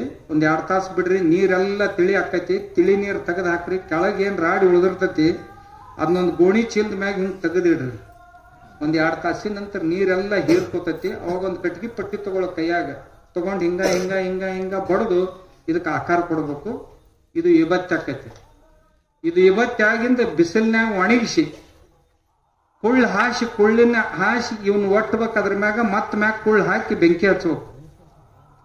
ಕೆಂಪ ಕಬ್ಬಿಣ ಕಾಯ್ದಂಗೆ ಕಾಯ್ತಿತ್ತು. ಕಾಯ್ತಂದ್ರೆ ಭಸ್ಮ ತಯಾರಾತು ಅಂತ. ಇದು ನಿಮಗ್ ಹಣಿಗೆ ಹಚ್ಕೊಳಕ ದೇವ್ರ ಪೂಜಾಕ್ ಬರ್ತೈತಿ. ಅದು ಅಲ್ದ ನಿಮ್ದು ಎಲ್ಲಾರ ಹಲ್ಲ ಹುಳ ಹತ್ತಿ ನೋಯ್ತಿತ್ತಂದ್ರ ಒಂದ್ ತುಕಡಿ ಇದ್ರಾಗಿಂದ ಒಡೆದು ಆ ಹಲ್ಲ ಎಲ್ಲಿ ನೋಯ್ತಿರ್ತೈತಲ್ಲ ಅಲ್ಲಿ ತುಂಬಿ ಇಟ್ಟು ಬಿಡ್ರಿ ಒಂದ್ 10 ನಿಮಿಷ. ಹೊಳ್ಳಿ ಎಂದೂ ನಿಮ್ಮ ಆಯುಷ್ಯಾಗ ಮತ್ತೆ ಹುಳ ಆಗೋದಿಲ್ಲ. ಹಲ್ಲಾಗ ಎಂದೂ ನೋಯಂಗಿಲ್ಲ ಅಂತ ಸಾಮರ್ಥ್ಯ ಇದ್ರಾಗ ಇದೆ. ಇದ ಕುಳ್ಳ ಸುಟ್ ನಂತರ ಬೂದಿ ಬರ್ತೈತಿ ಕರ್ರಂದು. ಅದ್ರಾಗ ಒಂದಿಷ್ಟು ಸೈಂಧವ ಲವಣ, ಪಟಗ ಇವನ್ ಹಾಕಿ ದಂತ ಮಂಜನ ತಯಾರು ಮಾಡ್ಯಾರ. ಅಳಿಗಾಡು ಹಲ್ಲು ಸಹಿತ ಗಟ್ಟಕ್ಕಾಗಿದೆ. ನಿಮ್ಗೆ ಆಗಲೇ ಹೇಳಿದ್ನಲ್ಲ ಕಾಲ್ಗೆಟ್, ಅದಕ್ಕೆ ಒಳ್ಳೆ ಪರ್ಯಾಯ ನಿಮ್ಮ ಮನ್ಯಾಗ ಇರ್ತೈತಿ. ನೀವೇ ಮಾಡ್ಕೋರಿ. ನಾವು ಮಾಡಿದ್ದನ್ನು ತಗೋರಿ ಅಂತ ಹೇಳಂಗಿಲ್ಲ. ನೀವು ಮಾಡ್ಕೋರಿ. ನಿಮ್ಗಾಗ್ಲಿಲ್ಲ ಅಂದ್ರೆ ತಗೋರಿ, ಅವ್ ಮಾಡಿಟ್ಟಿರ್ತಾರೆ. ಇವೆಲ್ಲ ನೋಡ್ರಪ್ಪ, ಇದೊಂದು ತುಳಸಿ ಕಟ್ಟಿ ಮಾಡ್ಯಾನ. ಇದು ಮನ್ಯಾಗಿಡ್ರಿ ಎಷ್ಟು ಚಂದ. ಇವೆಲ್ಲ ರೇಡಿಯೇಷನ್ ತಡೆಯುವಂತ. ನಿಮ್ ಕಾರ್ ಗಾಡಿಗಳು ಇದ್ವು ಅಂತಂದ್ರೆ ಅದ್ರಾಗ ಗಣಪತಿ ಇಡಾಕ್ ಬರ್ತೈತಿ. ಇವೆಲ್ಲ ಲಕ್ಷ್ಮೀ ಪಾದಗಳು ನೋಡ್ರಿ. ನಿಮ್ಮ ಮನೆಯೊಳಗೆ ಇಟ್ಕೊಳಕ್ ಬರ್ತಾವ. ಆಮೇಲೆ ಇಂಥವು ಭಾಳ ಮಾಡ್ಯಾನ. ಇವು ಸಹಿತ ಪಾದಗಳು ಇವು. ಆಮ್ಯಾಗ ಎಲ್ಲಾರು ಗಾಡಿಗೆ ಜೋತ್ ಬಿಡ್ಬೇಕಾಗಿತ್ತಂದ್ರೆ ಗಣಪತಿ ಎಲೆಯೊಳಗೆ ಎಷ್ಟು ಚಂದ ಮಾಡ್ಯಾನ. ಆಮ್ಯಾಗ ತುಪ್ಪಿದು ಆಕಳ ತುಪ್ಪ. ಆಕಳ ತುಪ್ಪಿದು ನೀವೇನ್ ಜವಾರಿ ಆಕಳ ತುಪ್ಪ ನಮ್ಮ ಜರ್ಸಿದಂದಿರಿ. ಮತ್ತ ಜವಾರಿ ಆಕಳ ತುಪ್ಪಿದು ದಿನ ಮಕ್ಕಳಿಗೆ ತಿನ್ನಿಸ್ಬೇಕಿದ್ರು. ಅವ್ರಿಗೆ ತಿನ್ನಿಸಿದ್ರಂತಂದ್ರ ತಲಿ ಕಂಪ್ಯೂಟರ್ ಆದಂಗ ಆಕೈತಿ. ಕಂಪ್ಯೂಟರ್ ಆದಂಗ ಆಟ್ ಶಾಣ್ಯಾರ ಆಕ್ತಾವ ಮಕ್ಕಳು. ಆಮ್ಯಾಗ ಅದೇ ತುಪ್ಪದಿಂದಾನ ಬರುತ್ತ ಕಣ್ಣಿಂದಿಲ್ಲ. ಇದು ಗೋಮೂತ್ರ, ಗೋಮಯ ರಸ, ಆಮ್ಯಾಗ ಕೆಲವೊಂದು ಆಯುರ್ವೇದಿಕ್ ಔಷಧ ಹಾಕಿ ನಿಮ್ ಕಣ್ಣಿನ ಸಮಸ್ಯೆಗಳು ಏನೇ ಇದ್ರು ಸಹಿತ ಎಲ್ಲ ಹೋಗ್ತಾವಿದೆ. ಇದನ್ನ 2 ಹನಿ ಹಾಕೋಬೇಕಷ್ಟ. ಇದು ಆಕಳ ತುಪ್ಪದಿಂದ ಮಾಡ್ಯಾನ. ಒಂದಿಷ್ಟು ಔಷಧ ಹಾಕಿ ಮಲ್ಕೊಳ್ಳೋ ಮುಂದ ಮೂಗಿನಾಗ ಹಾಕ್ಬೇಕು. ಅಂದ್ರ ಅರ್ಧ ತಲೆ ಹೊಡಿದಾಗಿರ್ಲಿ, ತಲೆ ನುಸುದಾಗಿರ್ಲಿ, ಈ ಮೂಗಿನಾಗ ಎಲು ಬೆಳೆದಿತ್ತಂದ್ರ ಅದು ಆಗಿರ್ಲಿ, ಅಥವಾ ಕಿವಿ ಸೋರ್ತಿತ್ತಂದ್ರ ನಿಂತ ಹೊಕ್ಕೈತಿ. ಆಮ್ಯಾಗ ಗೊರಕೆ ಹೊಡಿತಿದ್ವು ಅಂದ್ರಿ ಇವ್ ಮನ್ಯಾಗ ಟರ್ಕೆ ಹೊಡಿತಾವಲ್ಲ, ಅದು ನಿಂತ ಹೊಕ್ಕೈತಿ 1 ವಾರದಾಗ. ಇದು ಗೋಮೂತ್ರದಿಂದ ತಯಾರಿಸಿದಂತ ಅರ್ಕ. ಇದು ಅಂದ್ರೆ ಗೋಮೂತ್ರ ಬಟ್ಟಿ ಇಳಿಸಿ ಅರ್ಕ ತಯಾರು ಮಾಡ್ಯಾರ. ಇದು ಒಂದು ಚಮಚ ದಿನಾಲು ತಗೊಂಡು 1 ಚಮಚ ನೀರು 1 ಚಮಚ ಇದು ತಗೊಂಡ್ರಿ ಅಂದ್ರೆ ಎಂಥ ರೋಗ ಇದ್ರು ಸಹಿತ 2-3 ತಿಂಗಳದಾಗ ಹೋಗ್ತಾವ. ಮತ್ತ ಯಾವ ಹೊಸ ರೋಗಗಳನ್ನ ನಿಮ್ ಶರೀರದಾಗ ಬರ್ಲಾರ್ದಂಗ ತಡಿತಾವ. ಅಂತ ಸಾಮರ್ಥ್ಯ ಈ ನಮ್ಮ ದೇಶಿ ಹಸುವಿನ ಸಗಣಿ, ಮೂತ್ರ, ತುಪ್ಪ, ಹಾಲ, ಮೊಸರಿನೊಳಗ ಐತಿ. ಅವುಗಳಿಂದನೇ ಇವನ್ನೆಲ್ಲ ತಯಾರು ಮಾಡ್ಯಾನ. ಇದು ಕುಂಕುಮ ತಯಾರು ಮಾಡ್ಯಾನ. ಅವನ್ ಮಗ್ಗ ಆರಾಮಿರ್ಲಿಲ್ಲ. ಅವನ್ ಸಲಾಗಿ ಉಪಚಾರ ಮಾಡಕ್ ಹೋದ. ಆರಾಮಾದ ಕೂಡಲೇ ನನ್ನ ಪೂರ್ತಕ ಯಾಕ ಎಲ್ಲರಿಗೂ ಇದನ್ನ ಮಾಡಿಕೊಟ್ರಾತಂತ ತಿಳ್ಕೊಂಡು ಮನ್ಯಾಗ ಶುರು ತಿಂಗಳಿಗೆ 50-60 ರೂಪಾಯಿ ಗಳಿಸ್ತಾನ ಇದ್ರಾಗ. ನೀವು ರೈತರಾದ್ರೆ ಅದಕ್ಕೆ ಹೇಳಕತ್ತೀನಿ ನಿಮ್ಗೆ. ನಿಮಗ್ ಬೇಕಂದ್ರೆ ಅವ್ನು ಟ್ರೈನಿಂಗ್ ಕೊಡ್ತಾನ. ಇರ್ಲಿಕ್ಕಂದ್ರೆ ಅಲ್ಲಿ ಮಠದಾಗ ಬರ್ರಿ ನಾವು ಕೊಡ್ತೀವಿ. ಇರ್ಲಿಕ್ಕಂದ್ರೆ ಗುರುಗಳು ಅಲ್ಲಿ ಮಠದಾಗ ಹೇಳಿದ್ರಂದ್ರೆ ನಾ ಟ್ರೈನಿಂಗ್ ಕೊಡೋನೊಬ್ಬನ ಇವನ್ನ ಕಳಿಸ್ಕೊಡ್ತೀನಿ. ಮತ್ತೊಬ್ಬರನ್ನ. ಆಯ್ತು, ನಮಸ್ಕಾರ ಎಲ್ಲರಿಗೆ.